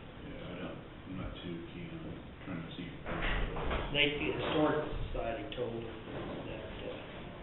that they had to do it the way they wanted, no, they wanted to put their own windows in. They found out that $10,000 is the worst historical society could sue them for, and in 5 years they have their, paid for their windows. The only thing I think on that, if you read the contract that's been signed with them, I think you have so many years that they can demand that money back if you don't follow their. Well, yeah, on this deal, This deal, we're talking like going forward, like. I'm talking about going Okay, but like we've gotten grants through before and tax credits, and then they come back at you for those, because you have so many years that you have to maintain the building and everything else, and I'm not sure, Pat would probably know about that. I don't remember reading the contract, but that doesn't mean it's not there. There was something about it where you have to comply with them for so many years. I mean, on what what they actually pay for, because they Right. do the windows, and Well, we how could do, they come back on the other stuff? you have so many years that you have to maintain the building, if you sell the building, I think you have to. What would they do when They they are- punched all those holes up above the courtroom? when They put are all the maintaining it. Heating, cooling, they punched all, that probably didn't work as superior than anything. That was before they, That was way back when. yeah. Really? Before they. That was before me, so that's way back when. That was up there before I came, so. Yeah, they would not allow it, but. Is this an hour with 360 energy? Well, I got him for an hour, but it might not be, I don't know. Yeah, I think How that's long do you what I need? requested. I have quite a bit of information, so I'll try and move it along, but I need to go to the county attorney's office, so I need to stay for this. No. No. you're really missing out though. Well, actually, I'm You're pretty gonna risk that. interested in it, I think we're cutting your budget. Might be. You're leaving early. Well, you can stay here, you can stay.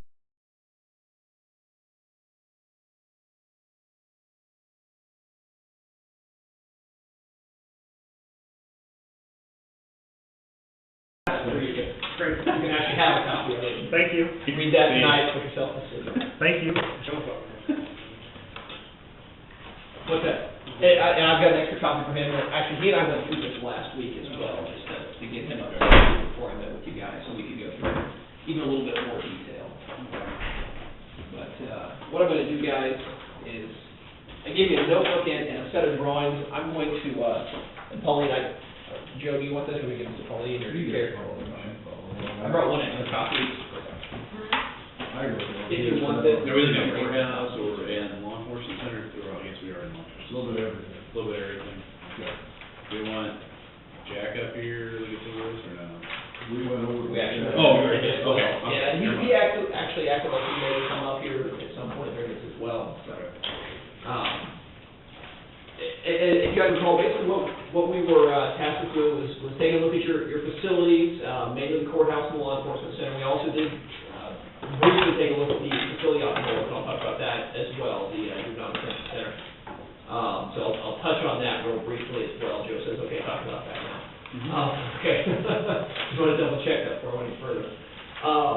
And basically what we were doing was looking at the condition of existing systems, looking for not only opportunities to potentially save energy, but really to upgrade your infrastructure, make the buildings more usable, comfortable, et cetera. So, like I said, what I'm going to do is I'm going to start with that set of drawings that I gave everybody and just kind of walk you through what's in the buildings and some potential ways to address some of the shortcomings in those buildings.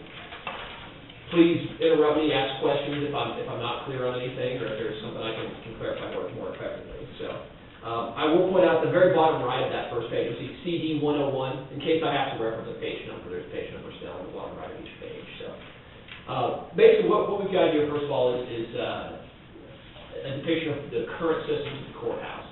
And I don't think there's anything that's going to shock you guys too much about what's in the courthouse, but basically, everything is served by a steam boiler system. The steam boiler system itself, the infrastructure is original to the building, so roughly 1896, if I remember correctly. That is the piping, as well as those cast iron radiators that are in each of the offices and hallways. The radiators are fine. The piping itself is a bit of a concern given its age. That's 115, 120 years old at this point in time. Anything over 100 years for that piping starts to potentially develop leaks and can be difficult to maintain. So, in actuality, with that steam system, that is probably the biggest concern from a maintenance standpoint, even more so than the boiler. The boiler itself is older, it's about 20 years of age at this point. There's nothing that precludes that from going another 5 or 10 years. However, it's old enough that it warrants maybe taking a look at its replacement and kind of balancing the fact that if you do wait for that boiler to fail and have to replace that in a pinch, that's going to put the county in a position of really making a decision that you're moving forward with that steam system. You buy a new steam boiler, you've kind of made your bet at that point, so we're going to stay with steam. So that's one of the big reasons to potentially look at making some different decisions at this point in time. So all the areas in orange on this page are heated only. Those areas don't have any air conditioning. I acknowledge there may be a small space or two that we're off on at this early stage, so don't reprimand me too harshly if there is one space that does have air conditioning. But generally speaking, the orange areas are heat only, served by that steam boiler. The pink areas do have air conditioning. Those are served by window air conditioners, added at some point during the course of the building's history, probably in the past 20 years or so. And then the few beige areas there, again, get heat from that steam boiler, but they actually have split systems similar to what you would have in your house. You can see some pictures of those there at the top of the condensing units located outside, as well as in the attic there are furnaces that provide air to those spaces, primarily the courthouses, but also those two office spaces on the first floor. Go ahead, Paul. Can somebody, who's got the panic button, can they just push it if they're testing on the front? Yeah. We'd be in a hell, wouldn't we? Did you push it? Yeah. I'm glad she told me it was a test, though. Yeah. Who's got it? They did it. Okay, great, fine. We're okay, it's working. You're going to catch them off guard and do it again. Sure. Can you move on? Yeah. So, as far as what's in the courthouse right now from a mechanical system perspective, that's basically what you're dealing with. A very antiquated heating system, boiler that's nearing the end of its useful life, but the rest of that infrastructure that's well even beyond its useful life. And then kind of some sporadic cooling throughout that facility. So, again, going on now to CD 102, the next page, we actually looked at a couple of different approaches that might make some sense here at the courthouse.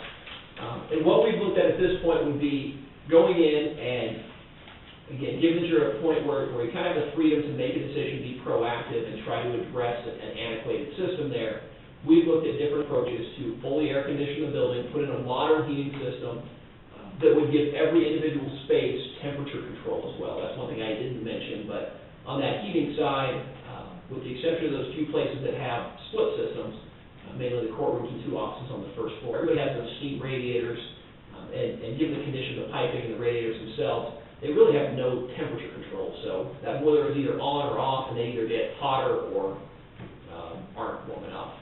They really can't control that. So what we've looked at is different approaches to properly condition the facility at 21st century standards. And I'm just going to kind of walk through a few of those approaches that might make sense. There's kind of pros and cons to each of those. I'm not necessarily expecting you guys to say, yeah, that's the one we want to go with and make a decision on that today, but I do kind of want to outline different approaches we might look at there. The first for the building would be a two-pipe hydronic system. Two-pipe hydronic essentially is going to consist of two pipes running throughout the building through each of the spaces. And then in each of the, well, before I get into the spaces, down to the mechanical room where the boiler's at now, you'd actually have new high-efficiency condensing hot water boilers. So we're not making steam, we'd be making hot water to pump through those pipes. So we'd be getting rid of, or at least abandoning, the existing piping and putting in new piping throughout the facility, new hot water boilers in the mechanical room that would have redundancy. So you would actually have more than one boiler in the event that one is down, needs to be serviced, et cetera. You'd still have heating capability. And then located outdoors, and you'll see a picture kind of in the middle there on the top of the sample air-cooled chiller. We have a chiller that rejects heat into the atmosphere and provides cooling to the building. So it actually cools the water in that two-pipe loop. That loop, those two pipes running through the building, are going to circulate water throughout the space. And in each space, and you can see the picture clear over to the right there on the top, or the very top photo, are fan coil units. And those units would be one per office or in the courtroom, there may be multiple units there. Those units would be able to basically heat or cool as needed for each space. So if you were in one office, you want to set your temperature at 72 degrees, the office next door wants 74, you're able to have that flexibility to heat or cool. So everybody would have temperature control, much more comfortable system, a more efficient system, and one that's going to eliminate those maintenance concerns going forward. What I will point out when it comes to this modern two-pipe system, and the reason it's called a modern two-pipe, those two pipes traditionally mean you have to select between I want heating mode or I want cooling mode. And you're kind of stuck with that once you make that switch over in roughly April or roughly October 1st. You switch and now you're just going to heat for the rest of the winter.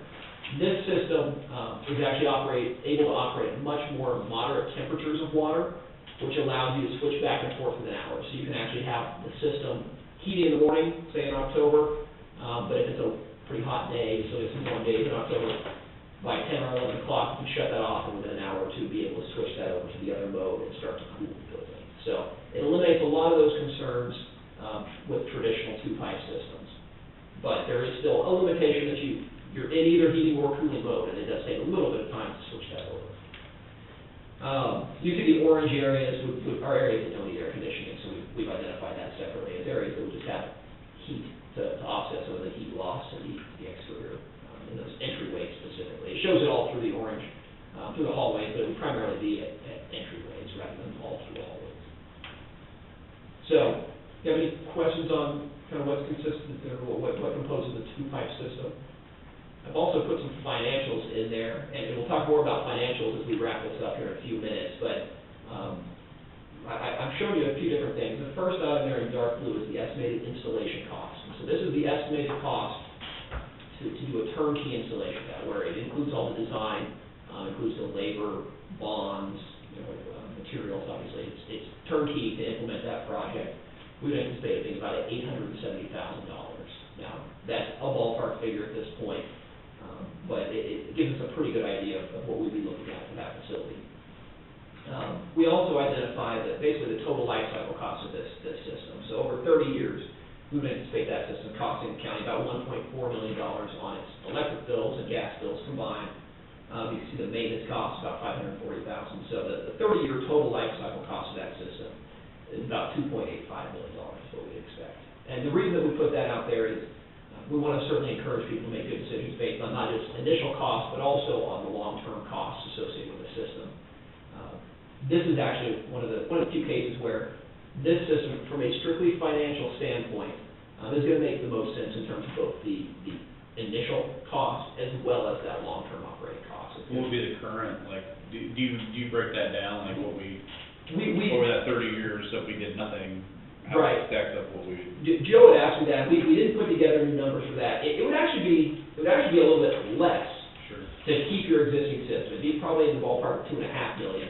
We would anticipate that over the next 30 years, everything that's there, with the exception of the radiators themselves, would need to be replaced. So all the piping, the boiler, the expansion tank, burner, everything in the mechanical room as well as all the piping through the facility would need to be replaced. And certainly this system will be more energy efficient on the heating side. The reason that the steam system would actually, if you continue to operate the way that you are today, it is going to continue to be a little bit less expensive, besides the fact that you're not adding the air conditioning, which is cheaper initially. You also basically don't have to maintain air conditioning equipment. Right now you have some window units. They're not adequate in terms of their size for the facility itself. You're not fully air conditioning the building. So if we fully air condition that facility, that's going to add energy costs as well as some level of maintenance costs. So this is a little bit more expensive than the status quo. But obviously the idea there is to keep your building occupants comfortable going forward. So, any questions on the two-pipe system? If not, I'll talk real briefly about the next one, which is very similar. In fact, everything throughout the building would be the same that you would see. If you're sitting in an office, you're going to have one of those same fan coil units or unit ventilators that's going to provide you heating or cooling as needed. The mechanical room still going to have the same boilers and the chiller. The difference is that in addition to those two pipes that we're running through the building, there's going to be another two-pipe loop. So there's going to be 4 total pipes, as the name would imply. Those 4 pipes are actually able to provide heating and cooling simultaneously. So when I mentioned that with the 2-pipe, really the one limitation of that system is you have that little period, potentially a couple times a year, where part of the building maybe wants heating, part of the building wants cooling, or you have to switch over during the course of the day. This 4-pipe system sidesteps that limitation. So now you're able to, if the south end of the building wants heating while the north end wants cooling, or vice versa, you can be running those 2 systems simultaneously. What that adds is a pretty significant cost. The cost is higher due to the fact that the piping itself is more expensive. I mean, you're running essentially twice as much pipe. And then the units within each space are also a little more expensive. So those 2 factors combined increase the initial cost. And then over time, they're also a little more expensive to operate. Obviously, maybe it's not obvious, but your energy costs are going to be a little bit higher because there are times that you're both heating and cooling simultaneously, which is less efficient. And then your maintenance costs are a little bit higher due to the complexity of the equipment. So, again, it's a little more pricey. If the cost was the same, this would probably be the system that would make more sense. But there's obviously a couple $100,000 in additional cost initially to look at that system. Now, the next system is called a variable refrigerant flow system. Again, it's going to look pretty similar, and the bottom line is any modern system that we go in and retrofit an older courthouse like this, we're going to see very similar things in the spaces. But this one, in lieu of using water running through 2 pipes throughout the courthouse, is actually going to use refrigerant, essentially Freon that's going to run through pipes, pumped very similarly through spaces to similar types of units, probably ceiling console units or cassette units there. The difference is these are heat pump units, so there's actually not going to be a boiler with this arrangement. Instead, they're able to generate heat basically using electricity, and then to reject heat, you see the condensing unit there at the top right, or center right, I should say. Kind of similar to what you would have at your house, kind of similar to the existing split system condensing units over next door at the courthouse today. So this system, as Joe and I talked through, one thing that we if the county did decide you want to move forward with some of these, or with a system, we would want to investigate a little bit more thoroughly. One issue that he brought up was the fact that there would be significant penetrations through some of these walls that would have to be made with any new piping. The piping is a little bit smaller on the variable refrigerant flow system, so I wouldn't anticipate that would make it much more cost effective, but it's certainly something we want to evaluate before we make a final recommendation on system type. But the drawbacks with it, the system's a little bit more expensive initially. Maintenance-wise, a little more expensive as well. You have to hire certified technicians, essentially, to manage the refrigerants in those pipes. It's not something that can be handled by any contractor. There's some special requirements with that. And then there's an additional capital cost. The condensing unit, some of the equipment on this is a little more it's not as sturdy, it's not as built to last quite as long. So over time, the system continues to cost you a little bit more. But it's certainly a viable system that we would potentially look at in the courthouse as well. Any questions on that one? If not, I'll talk about the last kind of system that might make sense here, and that's the water source heat pump system. Again, it's going to look similar to people in the space in terms of what they're going to see. You can see the wall unit. The above ceiling unit is actually a full photo there. So what you would see would just be someone poking through a drop ceiling in an individual office. But basically, this is going to operate similarly to the two-pipe system. The difference is each unit in the space is actually a heat pump. So it is generating, basically adding heat or taking heat out of the loop directly at that unit with a pump located there. It does use boilers that would be located in the mechanical room. Rather than a chiller, it has a fluid cooler that would be located outside, but pretty similar type of equipment to two-pipe. A little more costly initially, a little more efficient over the long run. The real drawback, if you will, to that system is that it's a little bit louder.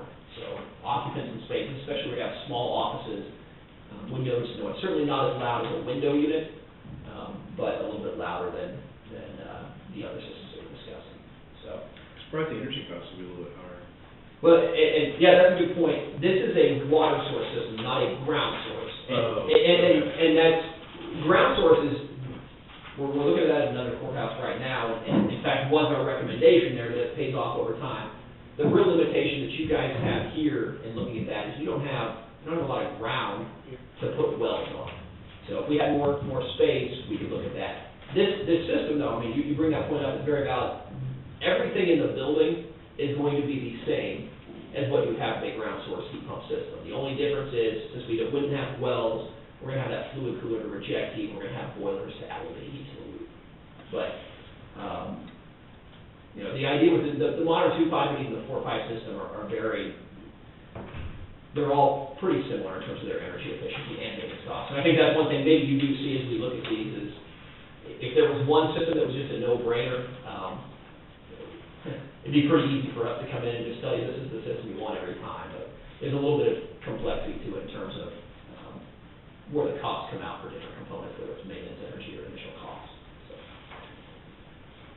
So if you guys have questions, that's on the mechanical system at the courthouse. I guess just to recap, you know, it's definitely at a point now where it would make a lot of sense for the commissioners to consider looking at going a different route. Being proactive and trying to get ahead of any potential problems there, so you have the freedom to select a different system to put that in, rather than being reactive and replacing the boiler when it fails, which certainly adds cost to even just a boiler replacement, but also, as I said, kind of puts you going down one path. But once you spend another $100,000 on a new boiler, there's really not much going back for a few years at that point. So it is an opportune time to look at that. I didn't say anything about water softener, and we have extremely hard.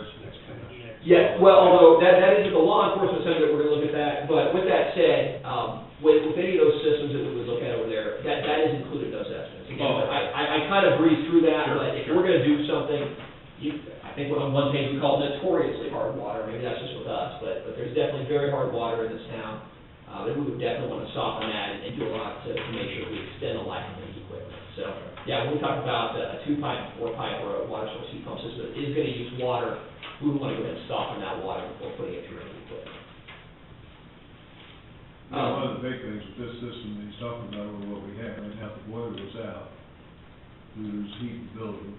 There are some offices that have other sources of heat, but there's still some that don't. So if that goes out, we're kind of stuck on, gotta replace it. You know, if it went out in December, January, tubes all went out of it, you have to replace it right there, and that would be very expensive. You know, anytime you have something, you gotta just snap to it and get it done, adds a cost. Well, these systems he's talking about would have some redundancy.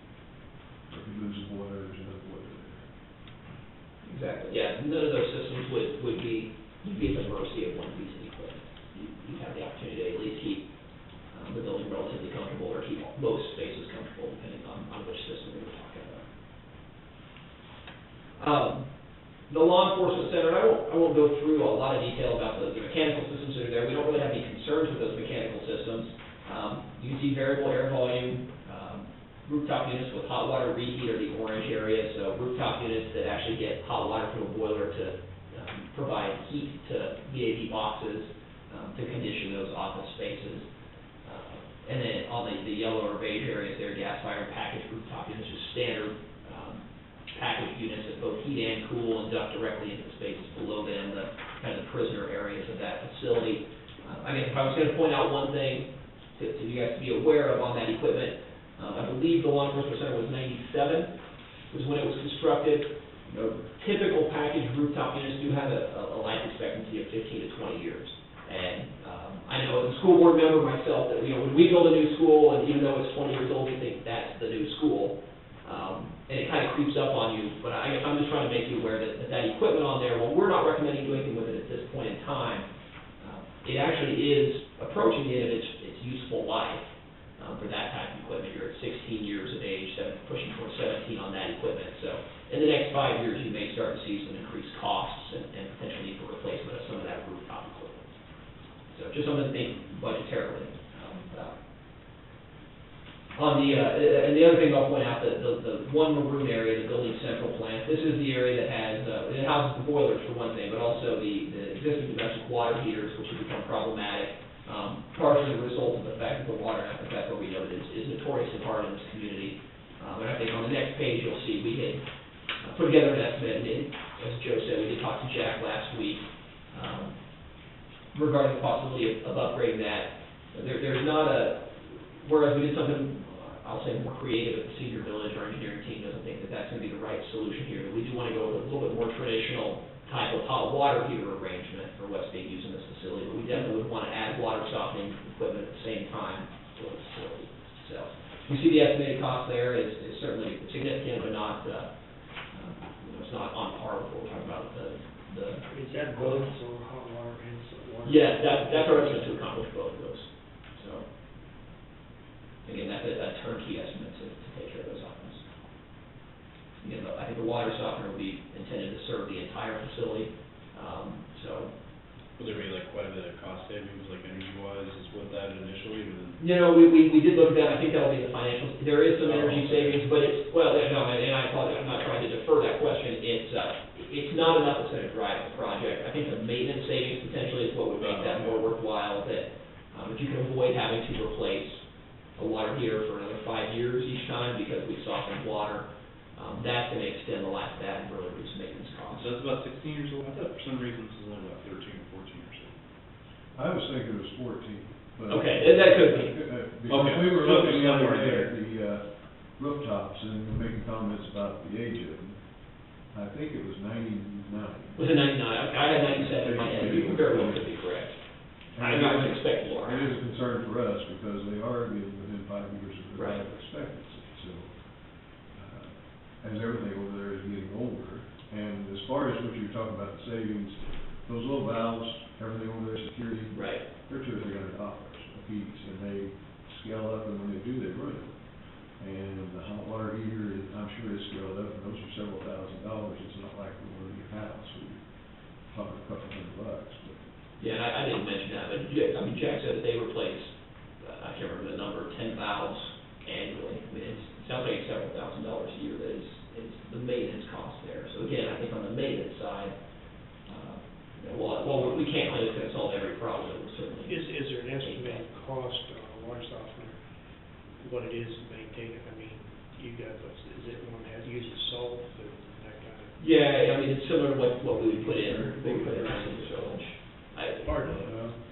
one that size, the one at Senior Village uses, I think it's like 30 bags a week. Yeah, this won't be nearly that large.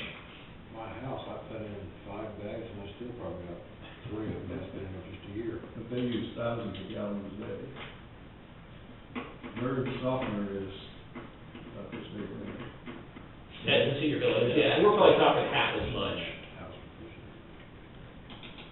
The salt tank is, what, 300 gallons, 200 gallons? Yeah, it's somewhere in that range. So Mike, I apologize, I didn't bring a number for that, it's certainly something I can put together if you'd like. Well, the things that we'd have, you know, that would have to be included in the budget. I mean, that's what, Right. whoever's in charge of that department would have to know that that's gonna have to be included in their budget, because where it's gonna save you on some equipment. It's gonna cost a little more It's to gonna cost you keep that. upfront. That's a good point. This is a deep hole. Which is worse than we've already. Yeah, that's About that, both. Yeah.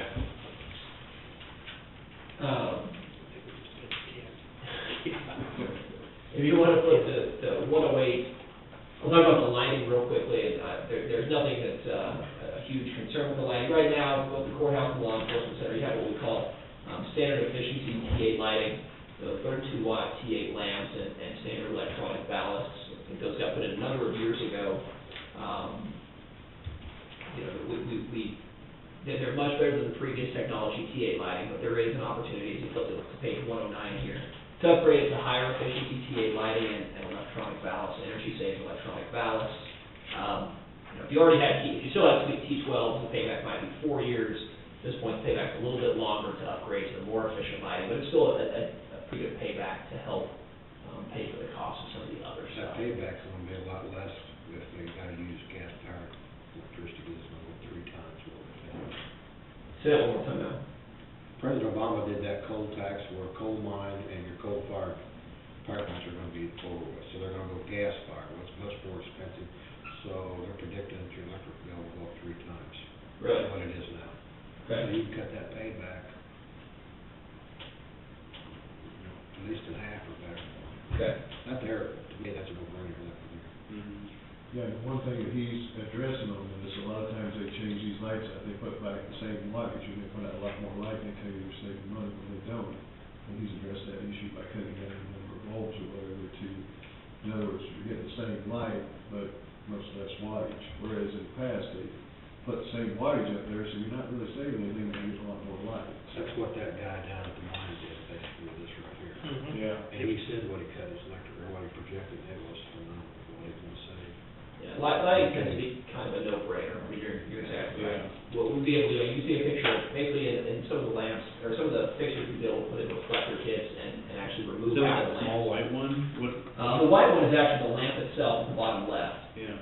That's just a picture of the new lamp. Next to that is the ballast. Actually, the top right photo is actually a reflective fixture, so we would actually put it would just be like a mirror above there, because the T8 lights, those fluorescent lights, they emit light, not just down, but they bounce it up as well. You lose a lot of your light going up, so with a reflector kit, we can actually remove half the lamps and put in reflectors and essentially still maintain light levels with half as many lamps. So half as many lamps, half the electricity. So, and that cost estimate there is actually for both the law enforcement center and the courthouse, for what that's worth. So again, overall, we think that's about $9,000 a year, right, for lighting. The plumbing, fixtures throughout the facilities, kind of similar to lighting, you guys have standard efficiency. Toilets, they use about the standard amount of water per flush on toilets, urinals, standard efficiency shower heads, the law enforcement center, and then the sinks don't have aerators. So, you know, that's kind of everywhere. We've covered everything. Obviously, not every room has a sink in it, but the payback there not quite as good. We're looking at about a 9-10 year payback. Basically, what this would consist of would be putting in new flush valves on urinals, adding sink aerators to sinks, low flow shower heads.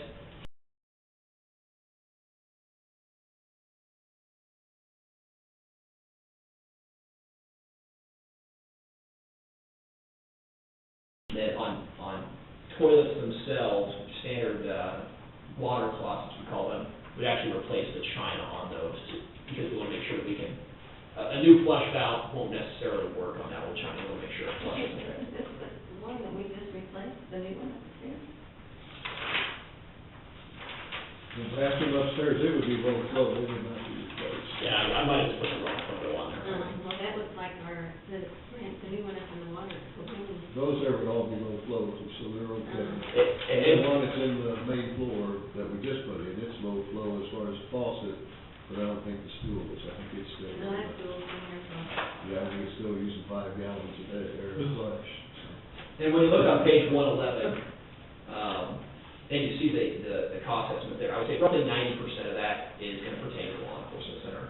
You have far more plumbing fixtures over there, so while there'd be a little bit of cost associated with the courthouse, as Joe said, you guys have taken care of a few of those over there, and even what's left, there simply aren't that many plumbing fixtures that would need to be addressed. CD 112, if I printed this off again, I think it printed, once again, ignore that cost estimate on that page, that would be a bargain, and we're not going to get the windows done for that, if you're still if you're seeing a blue box there, yeah. There's one on the next page, that you're not gonna like as well. Mr. Chairman, I move we accept his bid of $60,000. Mr. Chairman, I move we accept. All in favor, signify by saying aye. Joe just lost his job. Yeah, okay. Pat's not here, so luckily there's no contract, so. What do you want for here? On 112, you see that the windows, and I know you guys had a lot of conversation about the windows, and basically, if you look to 113, there's really nothing different between 112 and 113. Our goal would be to ideally replace the windows. It's going to come down to what our conversation with the State Historical Society will allow. They're not original windows. Maybe. We don't think, but at the same time, I think, as I walked in, the discussion was that on Windows in particular, they can be bears. They've worked with us quite a bit on everything else, but they don't like to see things stand out. So if we can't replace them, we look at repairing them. It doesn't gain you a lot. You need to, in any regard, it's not going to take a lot of energy. That's kind of what we're looking at, maybe upgrade Windows in whatever the way is that makes the most sense. Okay, so we're done with the courthouse and law enforcement center. Do you guys have any questions on any of that? I will walk you through it.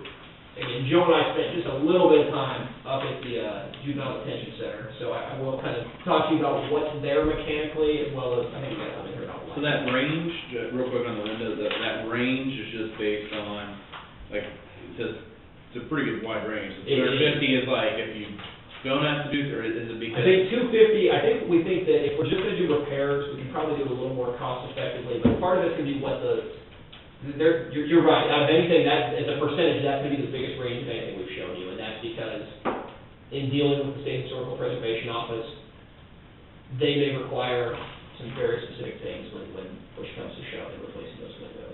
So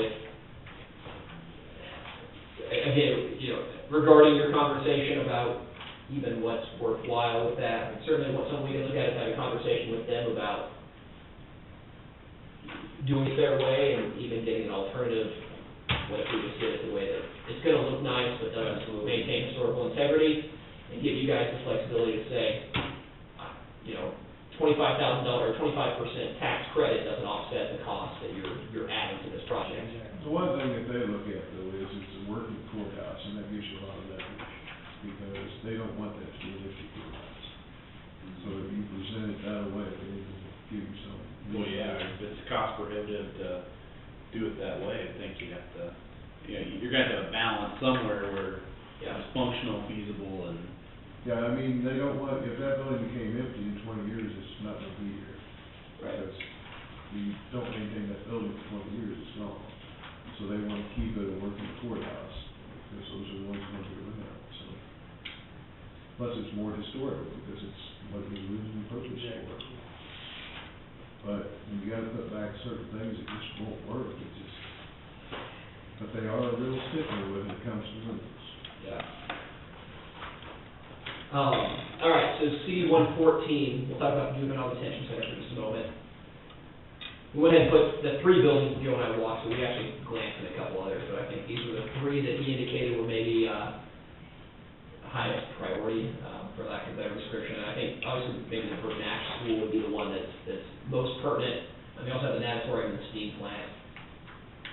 Kind of walk through, and I think you guys are aware of this, but the steam plant actually has two large 1974 steam, I think they're Kewaunee boilers, that currently were designed to generate steam for basically that entire campus.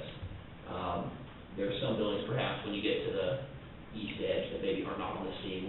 Everything I think we looked at was on steam though. So they're huge boilers, a lot of capacity, piped underground to each of those facilities. I think that kind of encapsulates what's in that steam plant. I'll talk more about that when we move on to the Burton Ash School.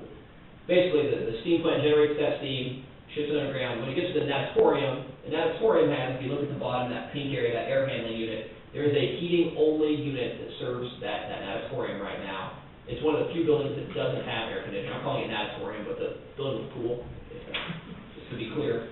Yeah, Joe had me clarify that, so I don't want to. I didn't wanna ask him, but I didn't. I figured it was water or something. Right, so it's the pool building, has heat right now. The condition of the piping, and I don't know if you guys had a chance to go into the steam plant, but the piping has been destroyed. The boilers themselves they're old to begin with, they've been non-functional for a couple of years, so I would not anticipate that those boilers could be salvaged. And certainly given what the kind of the usage that Joe has outlined that you might anticipate for this campus, probably shouldn't be salvaged. The reason I say that is, if you're gonna cut down to operating a handful of buildings from what it currently does, even if those boilers were functional, they'd be incredibly inefficient in generating heat for those facilities. So, again, it's something that could be explored, but I would certainly recommend against that. So the natatorium is that one heat-only unit. Now, over at the Burt Nash School, everything there that arrives at the Burt Nash building comes into the mechanical room, and when that steam arrives, it goes through a heat exchanger, converts immediately to hot water, or did. Now, again, that piping that was already cut out at the steam plant has also been cut throughout the base of the Burt Nash School. So there is no piping connecting to the steam plant, and then also some of the piping from the heat exchanger moving on to the existing boiler, the existing chiller, and then on to the building has been cut as well. So that mechanical room right now that's in there is supposed to get steam from the boiler, go through the heat exchanger, pipe out the fan coil units throughout the building. Kind of like what we talked about for a two-pipe system next door. Those fan coil units would provide heating or cooling. The building has its own chiller. You can see a picture of that chiller at the far right, or the cooling tower. There's also a chiller photo in that same dotted square there at the bottom right. So there's a chiller that sits in the mechanical room that has a corresponding cooling tower located outside that's intended to provide chilled water for the building. The condition of the equipment there, I mentioned the boiler over in the steam plant's not in good condition. The cooling tower looks like it's probably original to the construction of the facility. And the same is true of the chiller. Now, the motor on the chiller has been replaced, although that's, which is not an inexpensive part, but if you were going to operate that building, it would certainly be advisable to consider putting a new chiller in there as well. Again, we don't even know if any of that equipment works at this point in time, but overall, the condition of the mechanical room, I'll flip to the next page in a second, but it's in pretty poor shape at this point, the equipment that is there. Also, I would briefly point out that orange area, which is the gym, it also gets heat from the boilers right now, or was intended to. It has its own air handling unit that serves that large space, and it has its own, and we didn't put a picture in here, but its own DX cooling, so it's not served by the chiller, that's the bottom line. It's got its own piece of equipment. Again, don't know if that's functional. It's a little bit newer piece of equipment. I want to say it was 10 to 15 years of age. In theory, could have a little bit of life left in it, but that's kind of to be determined. So that's what's in the building right now. On the following page, kind of lay out what we would recommend doing, and that would be, on the natatorium and steam plants, we just add electric unit heaters. Now, Joe pointed out that the natatorium, that area shown on the right, would potentially be housing at some point in time.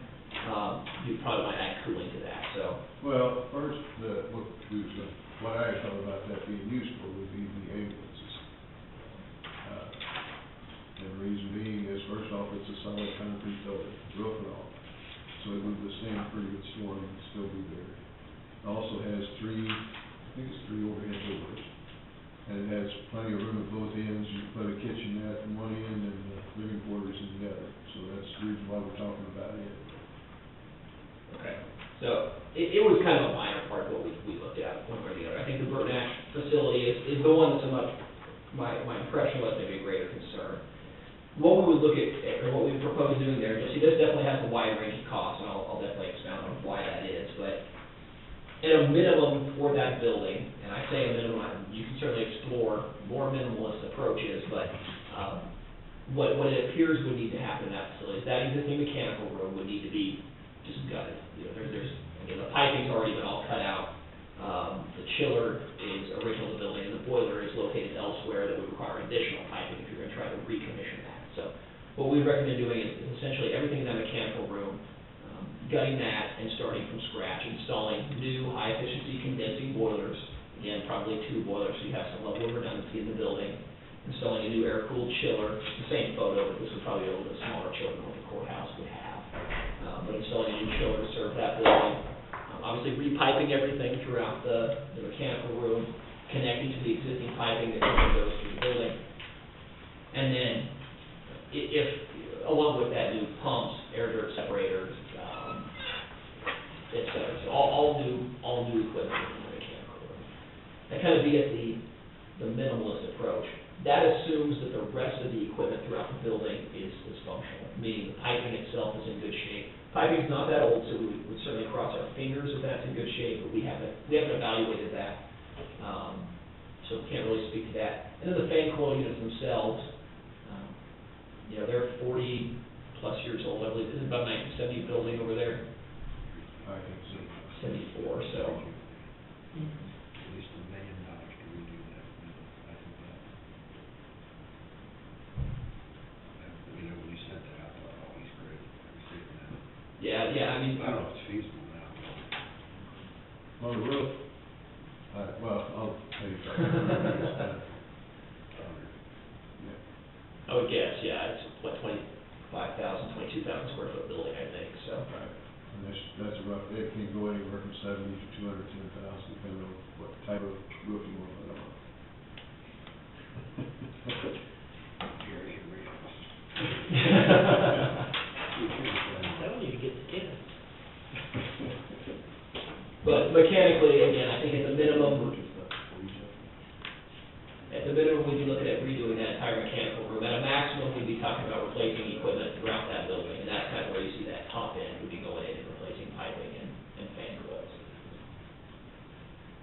This is at the school you're talking about. Yeah, it's a Burton Ash School. And again, the other 2 buildings are, you know, what we have in here right now is just adding heat. I mean, those are relatively minimal costs to take care of all that, but certainly take care of that system at Burton Ash would be pretty significant. Again, you know, somewhere in that range, you know, 300 kind of assumes a best case based on what we already saw, while still making responsible decisions. So, you know, if you try to recommission boilers, you probably cut the cost in the short term, but that's certainly not a long-term cost. So, we also put in, I think, one page on the lighting over there. It's outdated. We would essentially replace that lighting just like we would do over here. We didn't put a savings limit on utility bills, and certainly you guys haven't been paying utility bills, so that savings would not accrue to you, but certainly there would be some avoided costs. And we could evaluate that if you do decide to go down that path.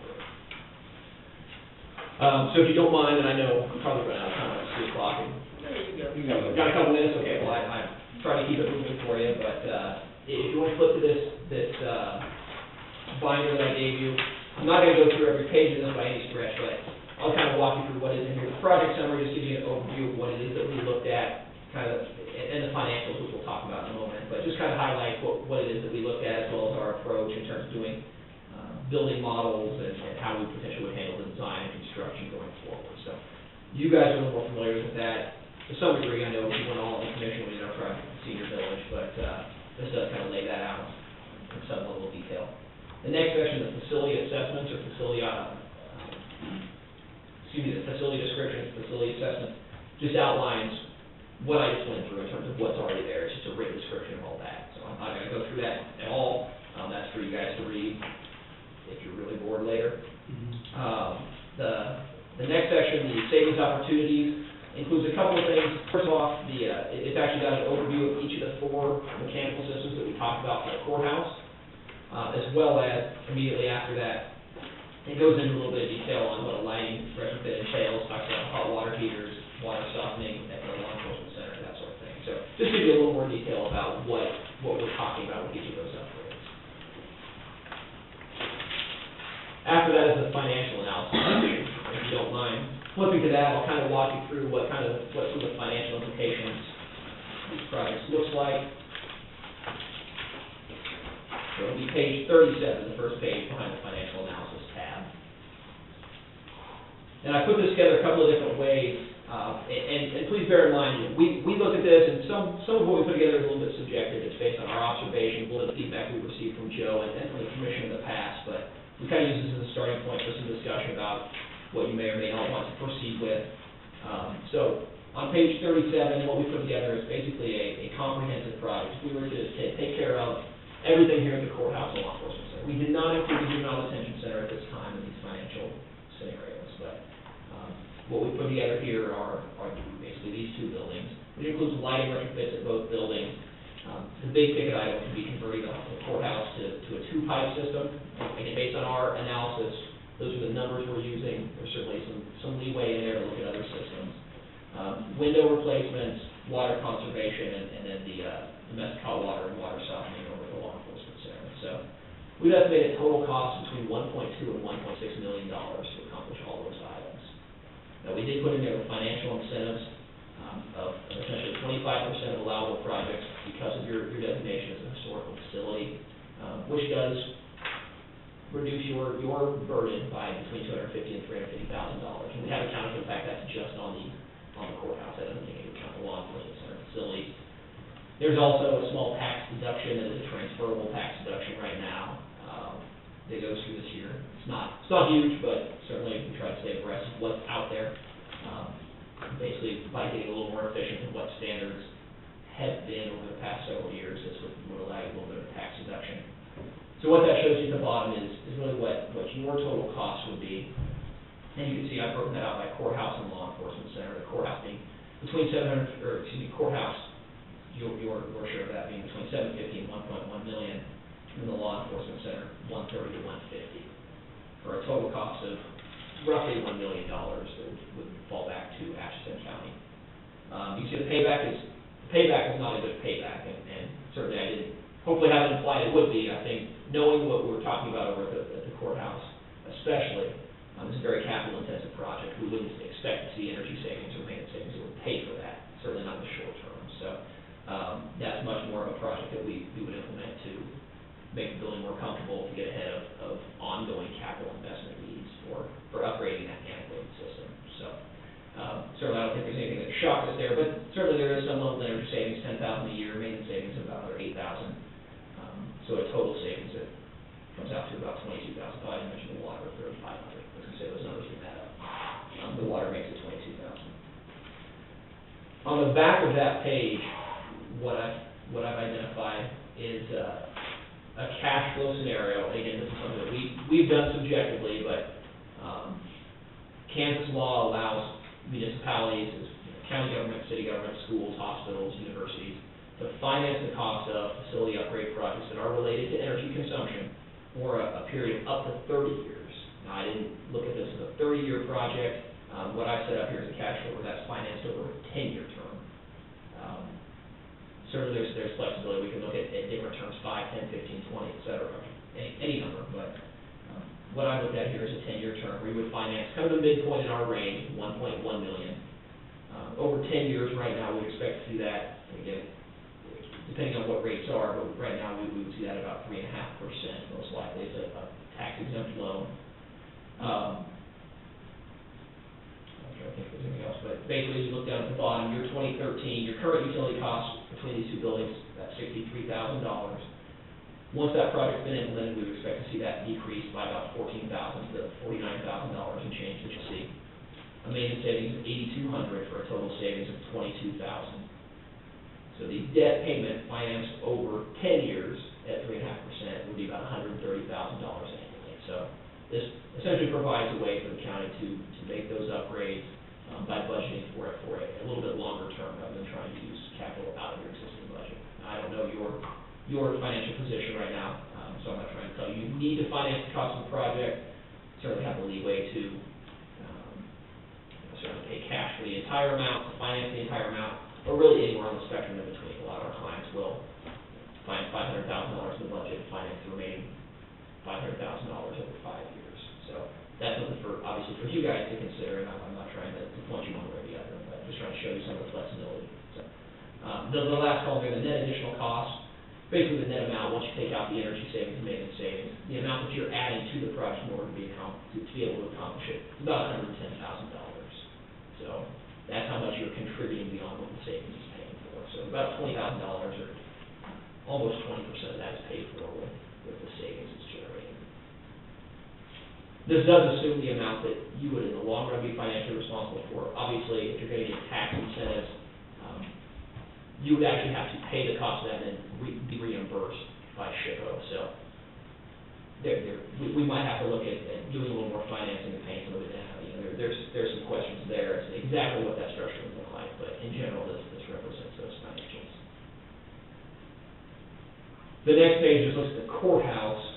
If you wanted to look at just implementing those upgrades, again, those numbers they're the same as what we just discussed, just excluding the stuff from the law enforcement center. I didn't know how you guys handle the budget, but if what you were looking at was essentially just managing your piece of that, you'll see that the debt payment goes down from about $130,000 to $120,000. So knocks off about about $10,000 annually, $13,000 annually off of that payment, if that were to be separated. Then I also put together actually I've written down, Jack told me that $15,000 per year is what they way for place over there. But I looked at his numbers separately, and if you were going to finance that, I set that up as a 5-year financing of 3%, which would be a $30,000 a year payment. If that may be something for him to consider, is my impression. Again, I don't know how you guys handle the budget, but His is the second. so I don't want to belabor that with you guys. So, I guess with that, the last thing I have here is just kind of the next steps in this process. I definitely want to answer any questions you guys have before I go too far.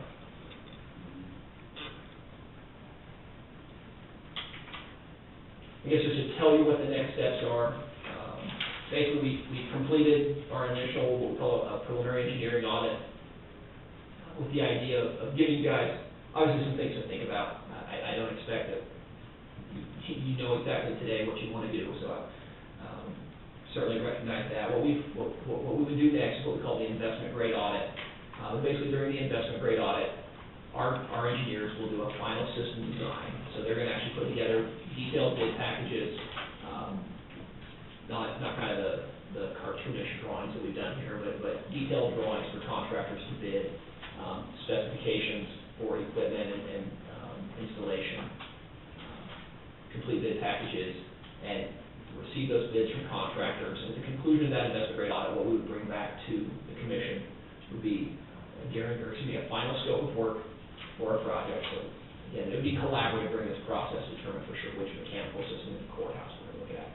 But we would essentially end up with a final scope of work, a final guaranteed fixed cost, so a cost from contractors that's locked down right now. These are estimates, but again, we feel pretty good about those. And then a guaranteed energy savings number as well.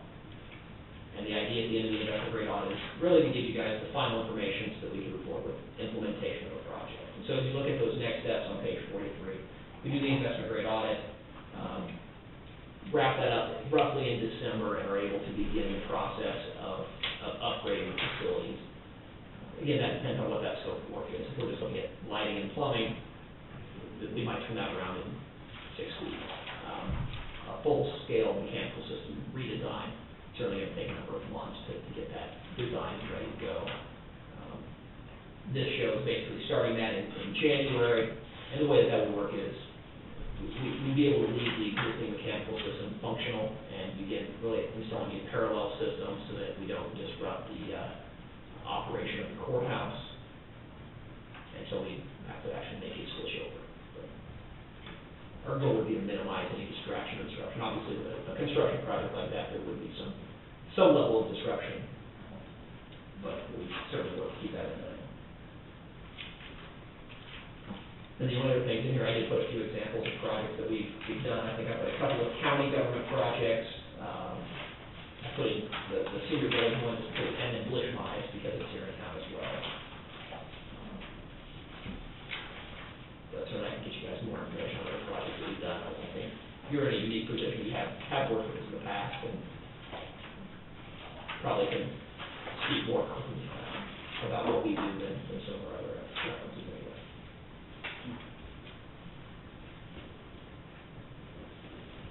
I would say one thing about him is all through this, working with Joe, that, he's, been pretty truthful about everything. I mean, when he tells you there's gonna be savings, it's not this, we're gonna save $50,000 and you're only spending $40,000 on energy type things that a lot of people come out with.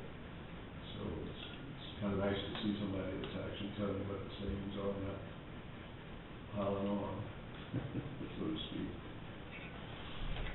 Yeah, I can certainly tell you you'd save $50,000 a year, but you spend $65, I believe, so there's, it's just not realistic. We try to be pretty upfront about what the impact's gonna be, and there's a lot of justifications and a lot of reasons to do the project we've identified here. Unfortunately, a 5-year payback is not, a 5-year payback on a new mechanical system is not one of those motivations. It's just not realistic. Perfect. Your, on this chart of 43, your cost or your fee, I guess, does that correlate with how much, is that if you look at doing everything, or is there a correlation if there's only two of you know half the stuff you're doing, or is?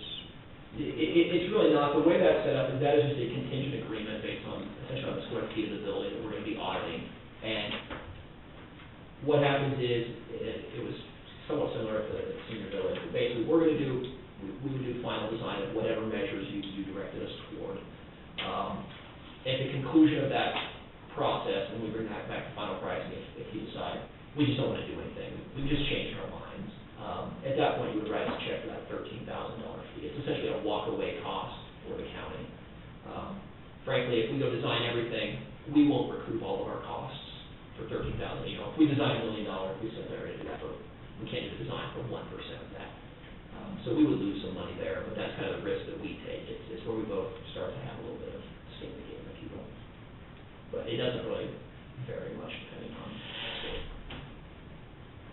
And with the numbers that I showed you, as far as a total project price, that $13,000 is accounted for in there. You wouldn't write a separate check for $13,000 and for $1 million worth of upgrades. We do account for that in all those estimates. Oh. Not that the $13,000 compared to $1 million is a huge number, but that'd just be salt in the wound if we got to that point of the $13,000 check separately.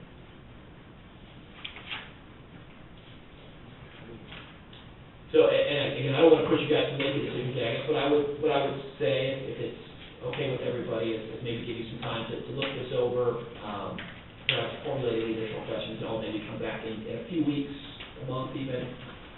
Again, unless you think you want more time, I'll certainly honor your request. We should get to budget, but I need to consider this for budget. We can talk about at least consider possibly for budget, so in a few weeks, so. Say sometime in August. Yeah, cover what's that first?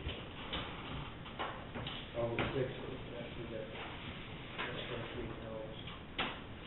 That goes to the second week, Okay. Okay, 13th. the week of the 13th, so. Yeah, 13th. Okay. Okay, I'll plan on coming back then, and again, just the next step would be that investment grade audit. You mentioned what that cost would be, but I would always encourage people that don't do me a favor by doing the investment grade audit. If there's no projects here that you think make sense, and you don't feel good that these are things we want to do for Atchison County, then, this would be the right time to walk away from it and say, thanks for your time, but we'll delay this, or we'll wait. But if you see some value.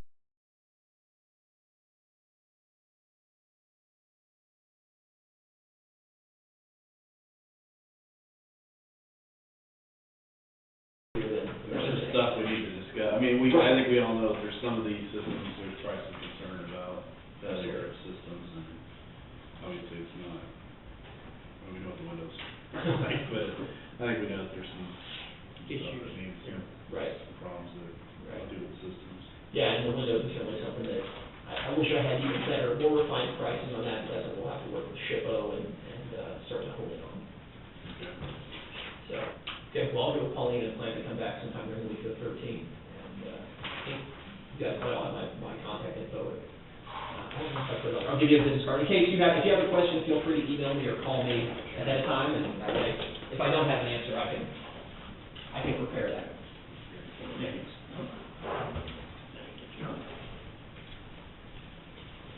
If you don't have anything else, I'll get out of your hair, and you guys have other business to attend to, so, thank you for your time. Thanks for being on. Yep, thank you. Thank you, Joe.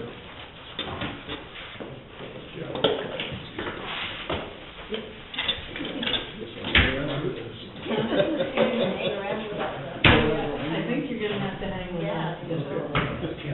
I think we're gonna look at me. We have better legs.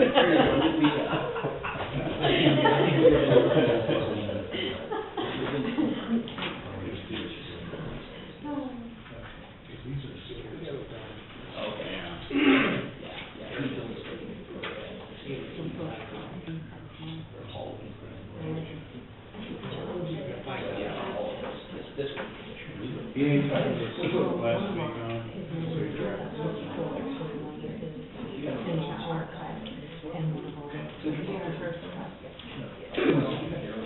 I didn't have a problem, and I thought it was better to hear it from.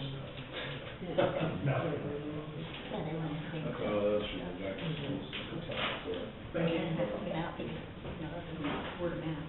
Take care, Joe. See you later. Hand them out to you.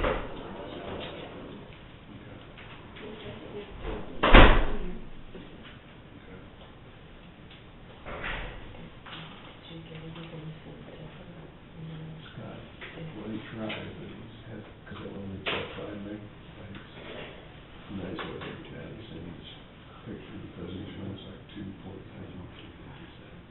especially that one that's a lot.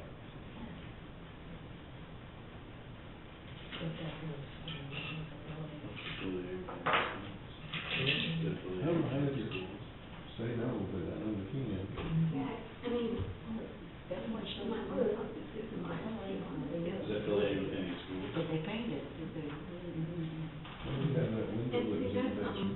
I think Josh mentioned that, Josh can get back, if he can get that 60 mile shot, it's no, because the flame is really bright, we need that. And Mr. Rice said if he got some. And it's darker down the ridge, so it's gonna be something some small.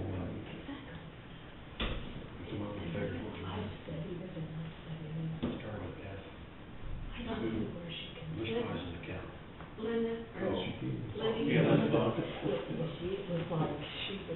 Maybe that's something about that stuff. I Get don't know. Mr. Taylor and get us some. I don't understand it, because I think the bronze is To this group? times better. I'm not an artist, I'm not an interior decorator. You will too. Guess we're ready for you. Okay. Well, we're fine. Hopefully we'll be okay.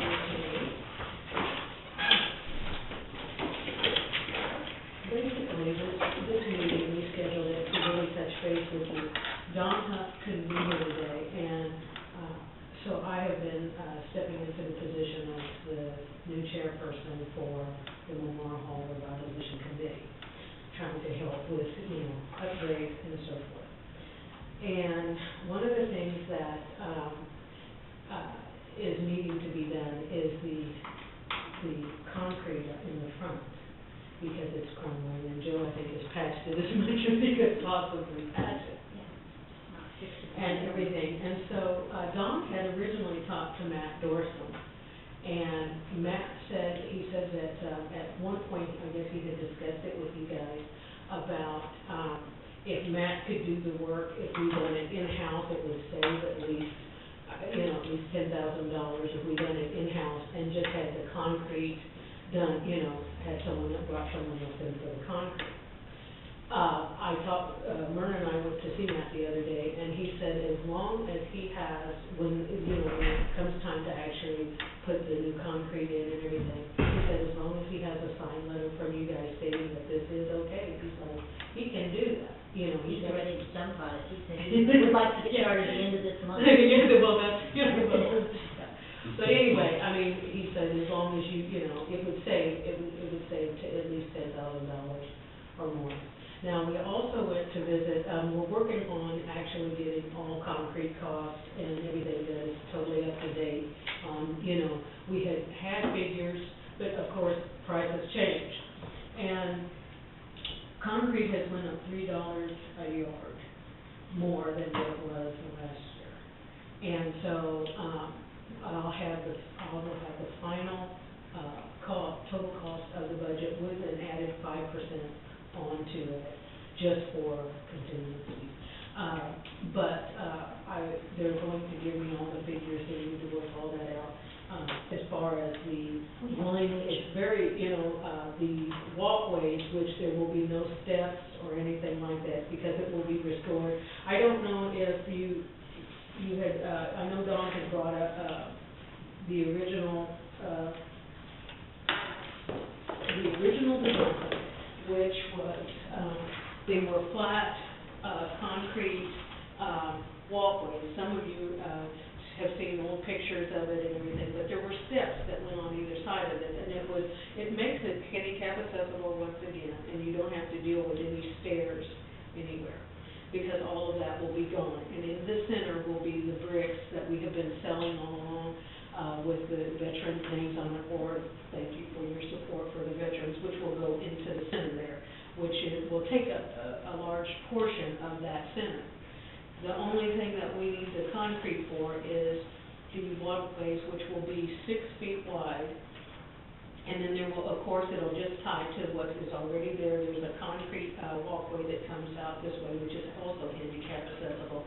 And then there is a concrete walkway that only goes so far on the other side. And so they would all come, they would just basically meet in front where it's, and then the rest of it would be brick. And we talked to Bird Memorial and everything about, those bricks and everything, getting ready to get those printed and everything. And then we're going to do another push, which we should start our push next week on the second round of bricks, just to make sure everyone who can, who hasn't got their work yet, can. And if they don't, we're doing it in the sand, where they'll be able to pick up, we'll be able to, put them in as we go. But basically, today it was just to retouch base with you on what has been happening over there, and of course, you know about the lintels and everything like that. Well, that hasn't started yet.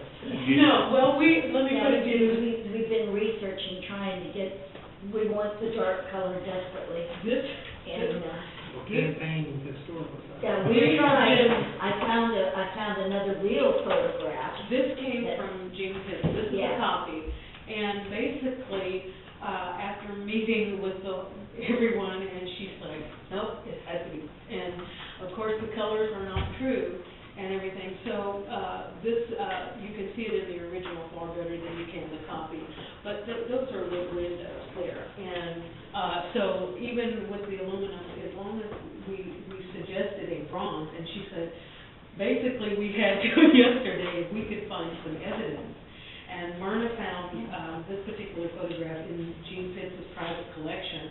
And then we found, Joe found a window, and then we found on the side of the, where the garage is, there was, on the west side, there's wood there, Termite. yeah, but it's there. There's dark paint.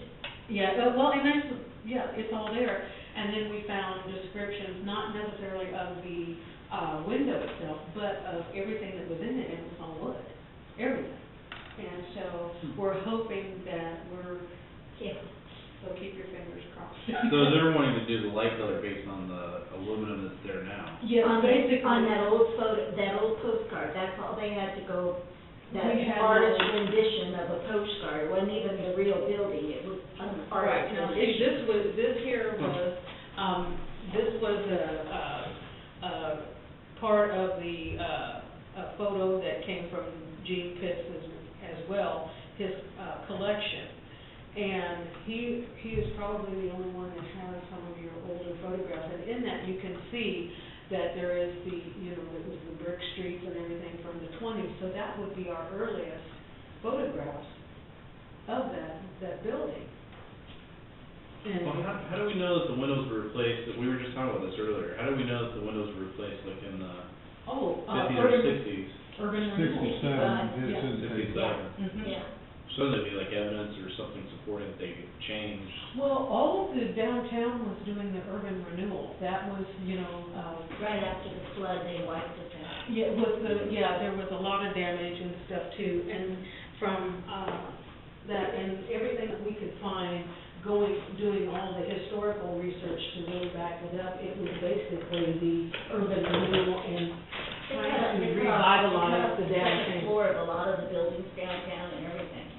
But in 1965, of course, they put the mall in and everything, and they had that dedication for that as well. And so you had different businesses all along that whole area, you know, and they were revamping the buildings and all of that at the time. And so when we were doing research on the actual building, it was 1967 as to when Memorial Hall did the upgrade. Although there were a few upgrades that had been done prior to that, but they were all you know, other minimal things that didn't affect the outer look of the building. They have also receipts where they paid bills, of all the things that were done, the new floor. They added a locker room, they put new steel doors inside, new windows, some concrete, they redid the front concrete.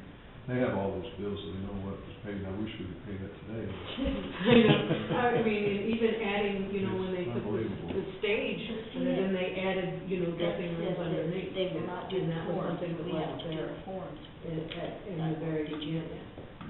That's what he told us. So if we can They get just pour the Katrina to actually accept all the evidence that we have found for her, then we can move on with the lintels and get that. That's what's holding up things. And then, of course, like I said, and then the next thing we have to address is the sidewalk, because it is And also, we're going to go talk to the city commissioners soon, because they had told us that they will replace that sidewalk in front, because they'll be running over it with machinery and messing it up.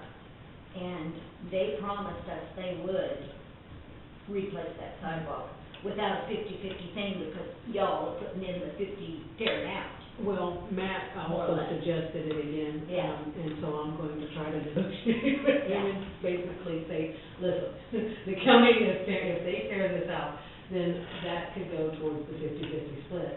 And you put in, if he's gonna tear it out, you can at least put it back. But So we'll see. But they. Yeah, they had originally, to be quite honest, they had originally said that they would put that sidewalk in. So I just need to remind them of that fact. And Stress Creek was gonna put in the lights poles also. Well, the But flagpoles. The vets out there told us also that we might be able to ask them to help with the sidewalk cement, because it is still sidewalk coming up to the building. But that's all county, that's the only thing. I know, we don't know, we're gonna go and beg. We'll see. But that is basically what we were coming to. So where are you kind of sitting budget-wise? I mean, you know. Well, here's the thing is that, until I have all those figures and everything, because I want the very latest figures, and that, I'll set up another appointment with you as soon as, hopefully we should have them all next week. That is our goal, is to have our budget completed next week so that we can see, where we're at. Because really, without all the figures in, we can't really do that. And I don't wanna actually make anything until we truly know. We have old figures, but I'm not gonna go on those. Everything's gone. And so we have been running around getting all the new figures and making sure that everything is where it needs to be for 2013. So, like I said, it may not be next week, but perhaps the week after we will meet, I'll set up another meeting with you, and we'll have all those figures for you, if that is But okay. it said Matt would like a paper from y'all saying it's okay for him to. Yeah, once we, Yeah, once we get these. Yeah, once we well, get okay. that, yeah. All we'll be right, I ready to go. appreciate that, and that's all we can ask for. Yeah. And we just wanted to also touch base with you and let you know what is going on, so what we're doing. Appreciate we just talking about you guys the other day. We're quiet. You but- are, there you go. Well, You Don must had have a heard lot us, of, though. yeah, Don had a lot of sickness and kind of let things go, and And so, now we're trying to, so, Take it back up. yeah, make it better now. yeah, and so he is, he's still on board and he's working really hard and everything, but we're just basically alleviating a little bit of those things and you for your time and everything, and like I said, we will get back with you on that and bring that to you, all of this, and your As soon as we can. One comment, if I could. The Memorial Hall trustees, are they on board with the project as well? Oh, yes. And because we had the situation before where it was mentioned to the board, and some of Yes. the trustees suggested that we were. Yes, When- I have, Yeah, trust me, it is sensitive. let me put it to you this way, when I stepped into the insurance, I did not know that. Yeah, we didn't know. And so, I have learned a lot. And I've actually been on the board, but I did not know that, and so. And they are really. We're working as one unit at this point in time, and that's the way I'd like to keep it. We're scheduling regular meetings, and we're working together for the good of the building and everything, and they're bringing just as many ideas to the table. Oh, yeah. And so that is where we're at this point in time, so we're all in it together as a team. Do you have any ideas, like inside, I mean, it's a big space, but as far as any future additional uses that maybe we're not using Memorial Hall for, or, I mean, is there any suggestions? I mean, 'cause it's a pretty big space, it doesn't seem like I mean, it's being utilized, but maybe not all the areas being utilized, maybe. Well, a lot of people have asked me why they can't rent it instead of your Heritage Conference Center. Why they can't have stuff there. Well, I have had people ask that, something about bringing, at least in the spring or, as, Concerts. they used to have like a convention of businesses where you brought your product and people could see what you had. Yeah, Basically a trade trade show. And it really helped business, and people could see what was new and possibly purchase for their home or whatever they brought. And it's been suggested to me countless times, can't we have one of those,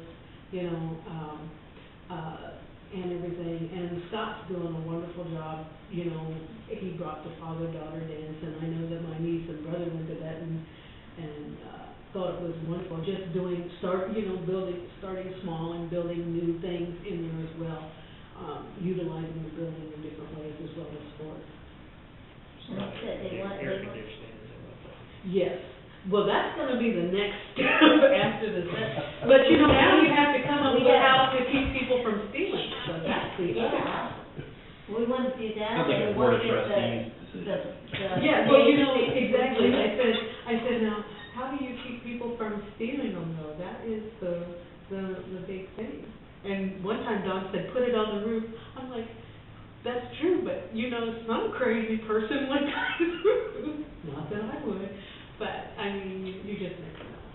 But yeah, that is that's something they'll have to work out, in fact. And said, everything's there for the stage, we just need curtains.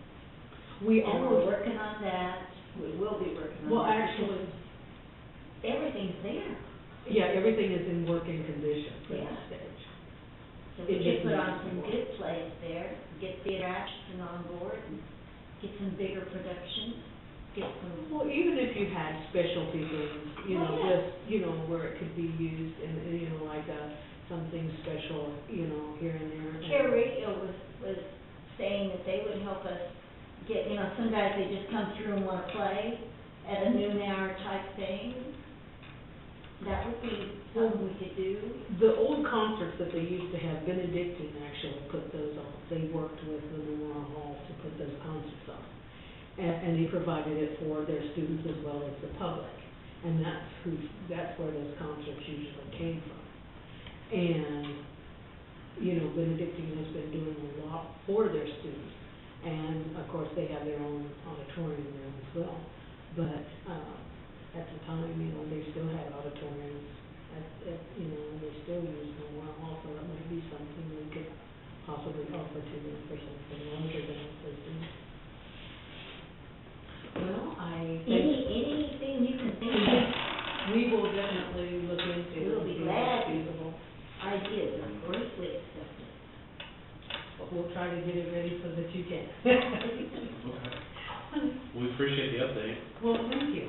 And like I said, I'll set up an appointment with you guys, and probably, like I said, not next week, but probably the week after. Well, it might be. Well, yeah, we'll see, yeah, we'll We're make, trying. yeah, if it's not ready, yeah.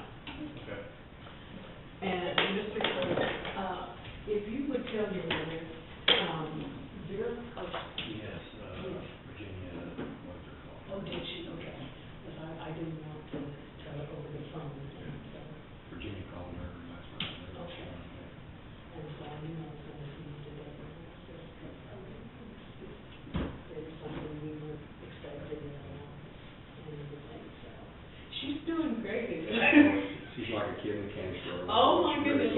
fun. Thank She you. She is so is, fun. yes, she She's is. getting ready for the fair. She's gonna take the mountain picture. Yeah. Oh, is she? Yep. That's news to me. Well, and she's Well, like. get ready, You 'cause bet. she's bringing the fat Well, you know, mountain. and I told her, I said, well, everybody has to take one, and she's like, she looked at me like I had basically lost my mind.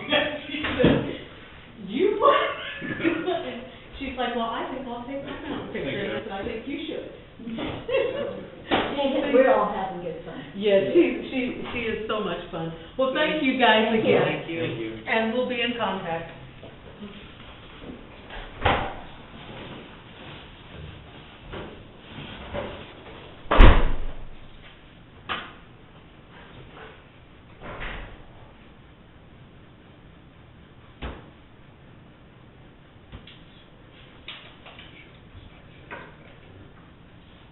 Oh, yeah, that's fine.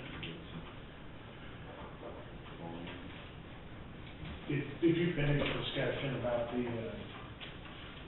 fiber optic, the AT&T fiber? No, we didn't, we didn't want to. Might as well work on it or something. Yeah, did you get a copy of it? I got a copy of the agreement. Like Mike, I wasn't aware that we had that, but I assumed that was in the original plans. Well, there was no cost to lay it, but I know there's a cost to provide, I mean, it's like paying for internet service or phone service, and there's always a cost. I didn't know what the amount would be, that was, until I'd seen that. Well, is that something where it needs to be included in on it? Is it factored in already? I don't know, See, I I'm guess not without sure. Wes being here, I feel pretty uncomfortable because I guess I just assumed maybe that was figured in on the whole phone system. Mhm.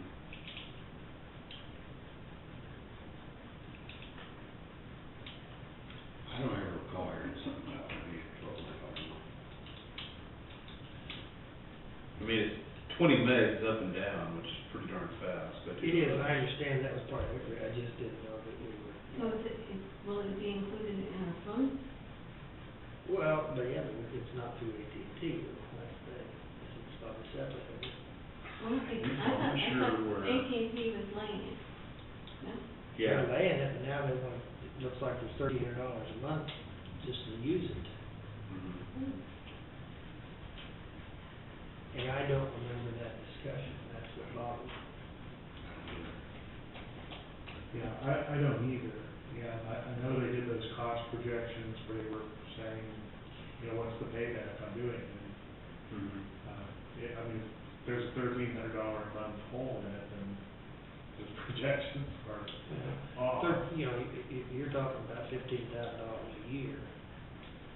Now, I do remember part of the discussion was that, you know, there's gonna be 10 or 12, about $12,000 or so dollar, you know, the payback, the first 5 years is to pay for, I thought for the equipment and stuff, there'll be about $12,000 shortfall, but after that, then there will be money, you know, you'll be saving money after 5 years.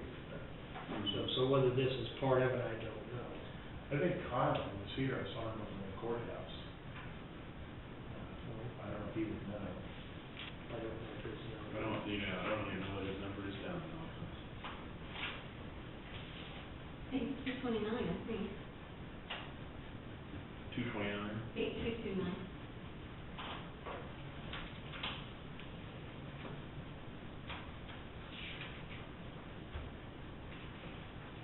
I have a mobile.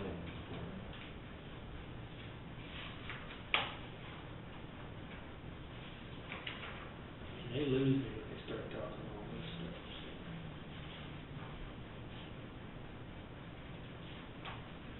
So was that the first, when they, you know, when the city was going in on it, is that the first quote thing?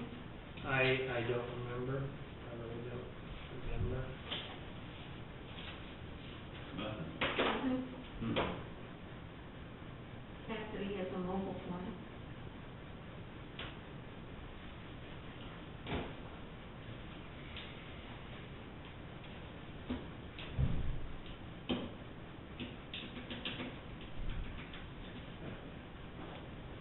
Send a text message, I probably should have just called him.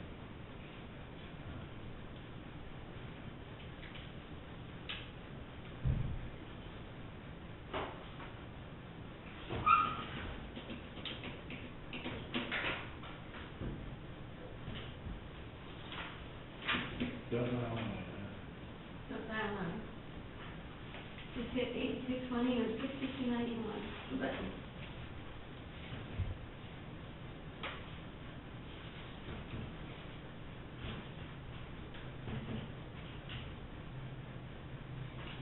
So getting back to their request for this concrete, we're just, the county just tear it out and they're gonna put it back, or we're gonna kick in some money. Well, they've We got that it. 25,000. Yeah, that's for the revitalization. Their original budget was like $53,000 to do everything they wanted. Of course, there was some volunteers and donated stuff. But they've got about $13,000 sitting in one market. Hey, Kyle. From selling these bricks. Yes, yeah, Kyle, this is And Pat. our thinking last year was, Are you when we get important? done this year, we would give half Are the you able money. to come up and talk to the commission If they come up with a little more than AT&T, Yeah. fiber optic? I don't wanna have half the project having come to us for $25,000. And we wanna have half the project done and then they come back along and give us more, you know, let's figure out what they're gonna do with what they got. Yeah, I thought when that Don Huck come up, that he was gonna go out and try to sell some more bricks, and he thought. Yeah, she said they're gonna make a way of that, but I don't know what they charge for bricks, but I would guess they have to sell a lot of bricks. They're seven, according to my figures, they're about $16,000 short, But then what's the city gonna kick in? whatever the sidewalk. Can't, there's gonna be sidewalk, find it out. Yeah, it's our property, so it's their property, so yeah, they They ain't got nothing to do with it. I just don't know what the, you know, how the functionality or logistics are. You know, 'cause when you do these projects, when you refurbish it back to their thing, they cost about double what you should. I mean, 'cause I was thinking they were adding a bunch of extra stuff in there too the last time. They were gonna decorate that. Wasn't it 50-some thousand total? I thought it was. Yeah, it's 53. Yeah. This is what their budget was, but they. The sad part of that one is just on the north side, they're still. Here it comes. Still. Yeah. How good? You're on the hot seat. All right. Not really. Thanks, Pat. I get a report on this fiber thing for AT&T's West email, because he was gone today. I don't know what he's actually expecting us to make a decision, but, is this part of the phones? I mean, I know we need it for the phones, but was that figured in the phone cost, or is this over and above that? Yes, that was the thing that we had to get the ball moving on quickly, because it was a 90-day build out to get the fiber to the courthouse. That was what offset the ROI so greatly that we wouldn't see the greater return until after 5 years because of the increased bandwidth. So it is built into the payments, No, it is not figured into the so payment. that's over and above Well, it will be offset by everybody's contributions? what we're paying now for our bandwidth.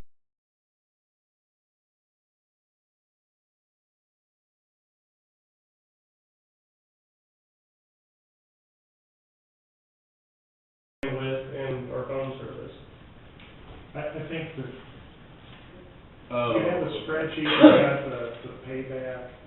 Was this cost included in that Yes. for the payback? Yeah. Okay. See, this is what I was wondering, is because there was some figure in the back of my mind, but is this how long, is this this is forever? Yeah, that's a recurring charge that we're gonna pay for internet basically. But after we get the network revamped and we get everything interconnected, then we'll offset that with unloading a lot of these small sites. So you're talking about wireless or something like that, like you do something wireless and sell all the Yeah, other. all the outlying offices will share the courthouse's internet basically.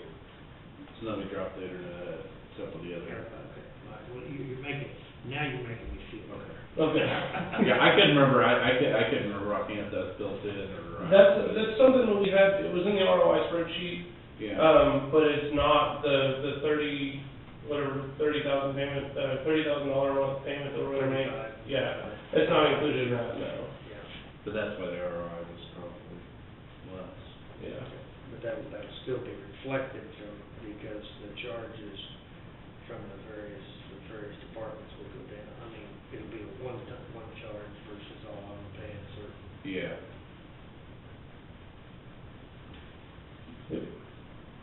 Where will that,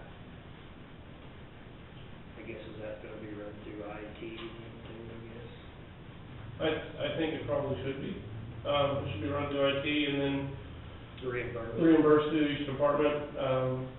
I mean, you can figure out head count on how much internet they're using, I mean, there's lots of ways to figure it, but that's the way I would do it. I mean, any IT related expense, I pay to IT.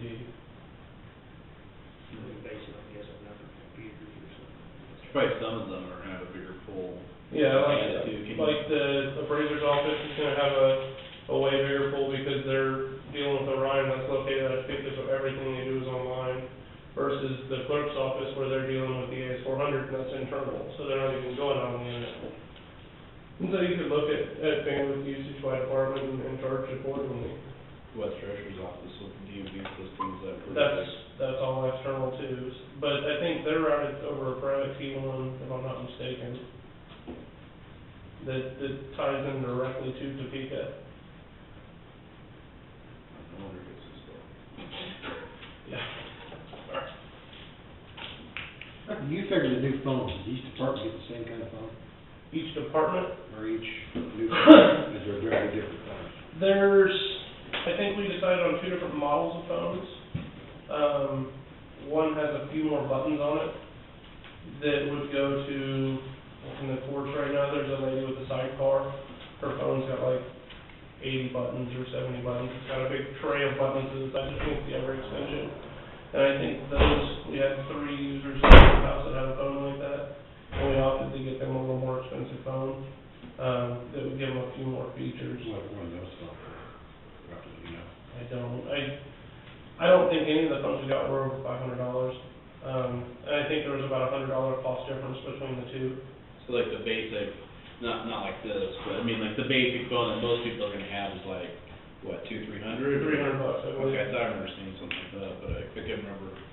I think that's a fair guess. I've got paperwork in my office I can find out, but.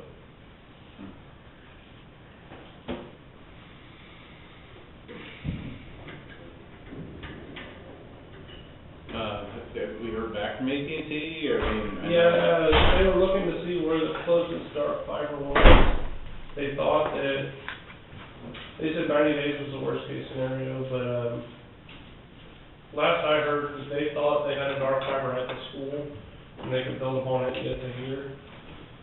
And so, I mean, it could be a couple of weeks. I think Wes signing the contractor is working through the pricing contract now with them and, So what do we need to do with this? Pat, this is something that we need to sign with Well, I can't remember if he wanted you to sign it or if we just want authorization for him to sign it. Oh, okay.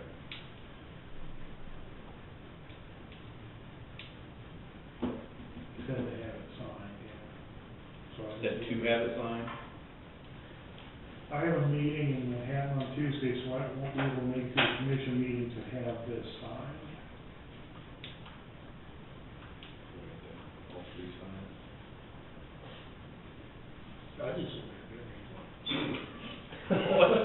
So generous with that. Well, Do I get to check his arm again, Mike? Yeah, you gotta raise it up and you got me. I know who said I'd do it. I missed part of your thing, but the phones are all coming different times. I believe we opted for 2 different models of phones. We've got I don't think any of them are a high end. We've got a everyday use phone, and we've got one with a little more features and extra buttons, that we've gotten for a couple of the power users that have a sidecar built under the phone they have now. Because we didn't want anybody to feel they were losing functionality. We wanted to make sure everybody, So you identified whatever department person might need that extra. Yeah, we went around, Wes and I and AOS went around to each physical workstation and looked at what they had as far as the phone goes and a fax machine went. And we wanted to make sure, worst case scenario was a lateral move.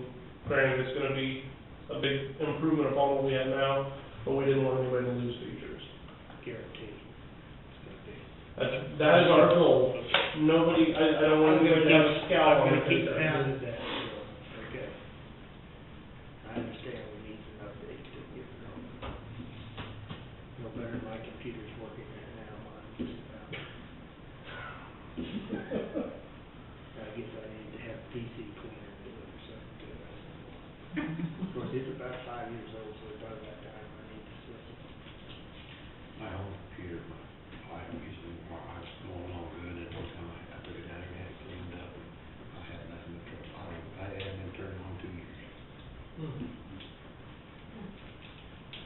meeting your needs perfectly.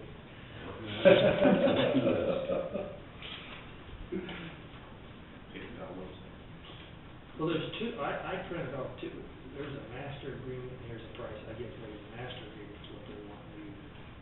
Yeah, I believe that these need the master agreement signed. The pricing schedule, it kind of just tells us what we're gonna pay, what the list is on the bandwidth and the features that come with this. Yeah, if that's supposed to let us know if the contract has everything it can need, that would be great. Yeah, I don't see any problems with it. I mean, other than it's your basic adhesion contract, take it or leave it. So we need both. We got master agreement and we've got, managed internet service pricing. Is there, I don't know if there's anywhere to sign on the pricing schedule sheet. Yeah. Is Where there? this is on the front page. Is that right? Yeah. Well, I just got the electronic copy that you sent.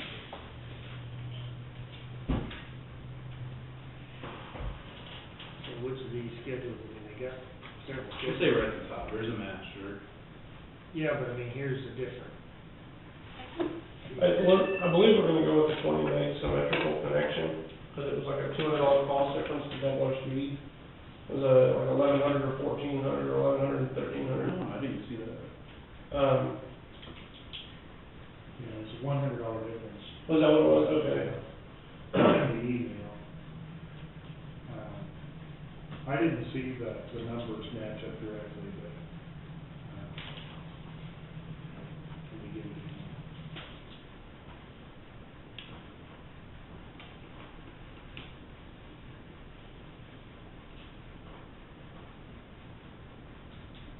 Anything, maybe 20, how much?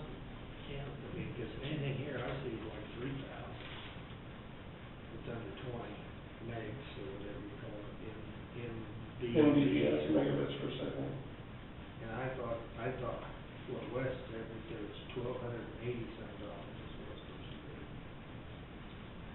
I think you're right, but if But I'm not mistaken, the pricing schedule they gave you is list on everything.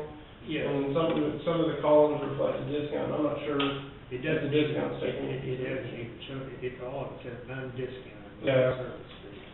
The email that was sent to him that he forwarded says, these are the contracts for the fiber. We have included both 10 meg and, or for 116760, and 20 meg for 126760. I think you said 20 meg, but I saw that we had quoted 10 meg. I know it was crazy long, so please let me know if you have any questions. So it was 1167 for 10 meg and 1267 for 20 meg. Well, I think there's nothing on here that shows that. I don't want to sign something that's, doesn't show the actual fee we're paying.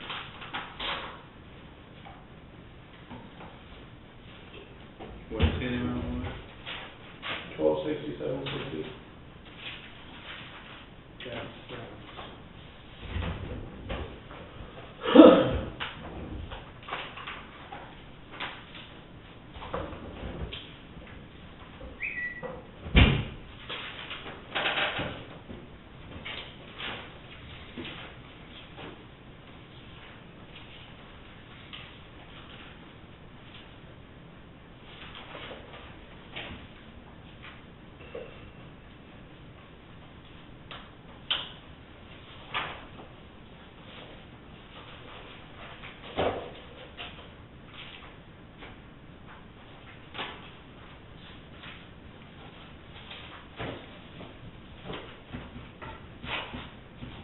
yeah, there's nothing even on, I think on the master here that I see. It's,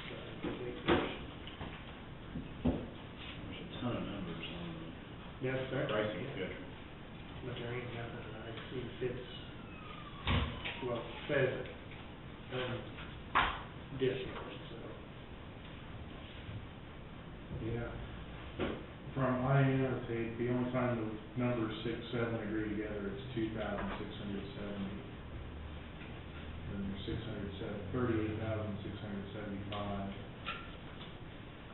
So 1,267 does not appear. Does not appear there. There's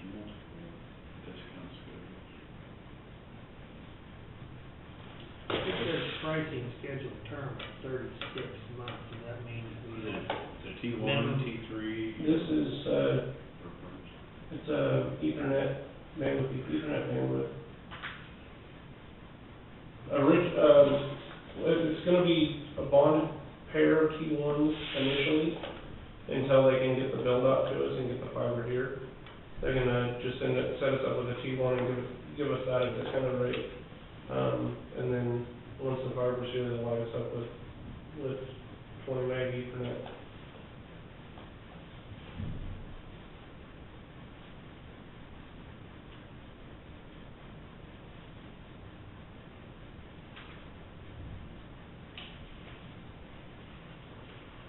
Well, here it says about the pricing scheduled term is 36 months now. Is that the initial contract for 36 months that has to be re-signed, or? That I do not know. Wes is handling this. See, I would very uncomfortable with it. Because I just can't find any number, of course. I think the reason that they're doing a 3-month contract on it, No, it's for 36 or months. three-year contract was for them to get their initial cost of construction out. That way that we have to maintain the agreement for 3 years because they're agreeing to furnish us, build plant to us basically and put fiber optic to our building. And so we're agreeing to carry that service for 3 years. Is there, like, I wonder after 3 years, do we have an option to extend that? I mean, because if we're getting a discounted fee, are they gonna change the fee on us in year 4? That I don't know. I don't know if we'll have to renew or if it just goes to a month-to-month term after that, like our phone's being billed now. That I don't know. Well, I'd like to have that answered before I sign that thing. Right? I would just,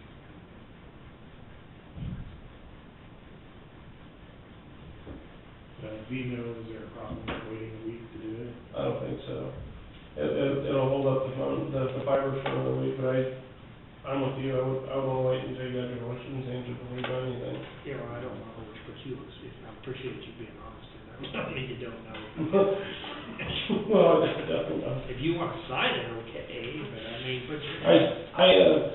I'm with you. If it doesn't show what we're agreeing to, then there I wouldn't sign it. I'll shoot Beth an email when we get out of here and I'll ask her, hey, we've got some questions about certain things and, see if we can get her questions answered and get it forwarded to you guys and that way you have your answers that you're looking for before you sign it.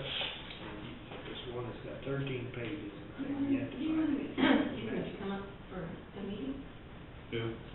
AT&T, is it AT&T? It'll get her up from AT&T. Yeah, I would just have AT&T deal with them, we figure out what it is, and then they come to us with it. That's what I would try to suggest. As long as they can show us that that's what it is, so that we're not, you know. So we're not agreeing to a pricing schedule, we're agreeing to a price. That's what you're wanting, correct? Well, at least like to see what we're ordering out of the pricing schedule. Yeah. You know, you're right, it should point to us, and then that should be somewhere in the contract, that this is the level we're at. I mean, this is where we're, you know, this is so-and-so from table 19, for example, that's what we're gonna be charged. That probably didn't even, there's 20-some tables. Yeah, that's what I was just trying to sift through, I don't know which, I mean, that's probably like their whole standard Right. list, and they probably have something. You would have thought on the other one would have had like the actual price. Well, you know what it is. Absolutely. I'll get them addressed and answered for you, and I'll get you guys an answer. Appreciate that very much. No problem.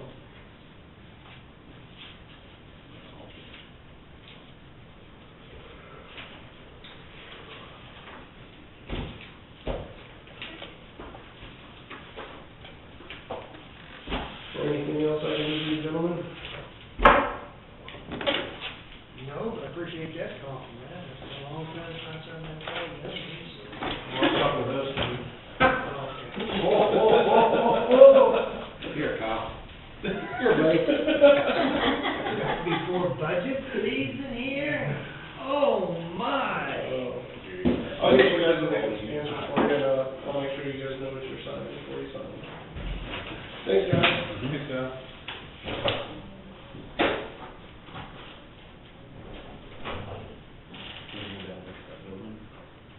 we adjourn, go out there? She's got a key, she can go with us. I'd like to go look. Yes, let's go. Where, you wanna go with us, or? Where are you going? We're going down to the state unemployment office, just to Oh, go sure. to that building, I guess it's probably gonna be on the market real quick. My opinion with, I knew it was gonna cost some money, but you're looking at $1 million just to do the roof and the heating and air conditioning, that's no modifications to that building up there. I think even if the ground remains You know, but not for like it was, everybody. it's gonna be too expensive. Cause that's just, you don't know how the winds are. You got all the expense of all those buildings, I don't know, I'm leaning toward backing out of that. And I think he said we pretty much have the option to do that, I think he said he was. You want to get up here? Just on your own. I don't know, I don't know what it's gonna cost. $700,000 for the heating and cooling, up to $700,000. Well, that's not just a culmination of being out of service for 5 years, that's a culmination of it was old to begin with, so. So there's possibly $700,000 for the heating and cooling. Even to add something in with one building, 2 buildings? Three buildings. I mean, they wouldn't use that same steam cleaner. No, he said it's obsolete, I mean, you just put, that's put like in 74, I think he said. you put in a separate unit for each building. I think it's what it looked like, yeah. I thought it was just one thing and just to do for 3 buildings, but I don't know. That could be, said it's cost prohibitive for your, if you're only doing like a few buildings, there's no reason why you even think about even looking at where that central is. Yeah. Well, Too small, maybe 7,000? yeah, I agree, and I agree, I think that probably is. You can ride it, go brand new for what you got. You know, better windows. Well, I don't know where. Why would I mess with it? Courthouse. That's kind of surprised. Yeah, that one's small. Well, they probably got one big Courthouse, Law enforcement. Got 10,000. Energy up, I mean, like from like lighting to Oh, this. heating, cooling, water supply. I knew they. I mean, it was, well, yeah, for a year, over 10 years, it wasn't. It's $1.2 million to fix everything on it. Yeah, I was trying to think, was it, I guess we got far.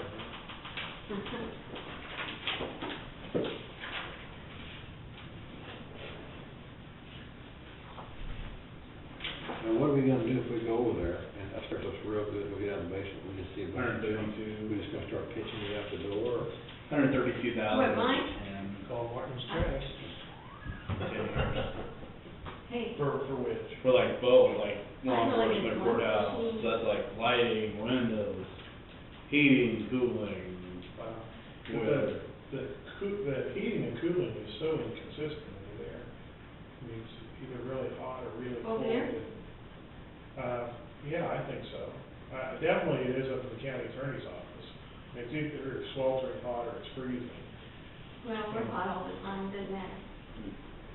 I mean, we don't even have to have our thing on in the winter because it's so hot. That's really, I was like, that's just over 10. You spread it out over 20. Yeah, that's what I thought in my head too, it's like, it's a mill, right there. That's doing a lot, I mean, that really do a lot. Yeah, that's a hell of a lot. That's about everything you can think of almost.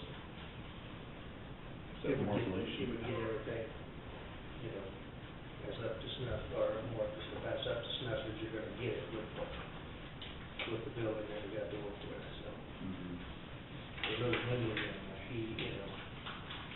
It's like that, you know, if we had a fairly good building, you know, on the land, that ground source thing is, it's the way to do it. Mhm. I put that in, so on the furnace, but my wife didn't want to yard before. It's not too bad. I think mine is like a 3-year payback. You did that around. Oh, yeah. The library was trying to do that and they hit something, they hit like some salt or they hit something where they couldn't do I it. think they went Dash down- the library down here, they were going in the yard over, Really? they hit something, salt They table or trench they down hit something. 600 feet, and then come back 600 feet, and there's 3 loops of pipe, so I got 3,600 feet of pipe Huh. that they run that like antifreeze solution to it. Yeah, it's just a heat and exchange is all it is. That A thing's lot of so, people can put those that in. thing's so quiet, you don't even know it's running. They put in one of the first ones that out in there and stuff. They had a few little glitches here and there, but they're updates and stuff on that, it's pretty effective. Okay, so we're going out there and then. Yeah, to be we're adjourned or going- in a recess. We'll adjourn after there, and we'll go down. to Yeah, so just George, so- motion to recess. Motion to So we're recess. going to workforce and then we're gonna go to the crazy, what'd you say it was? Guidance center. Guidance center. Across. You wanna go on that too? You want? Across from, where's that Is again? that just a tour? Yeah. No, I've seen it. Yeah, I know you The can. old, We'll just go the grab old it. what we're doing, the old. You just go. No, it's, the old Ashton Leather Building, right across from Mueller's, the big red brick. Just go grab a beer. Free country bar. Take a tour.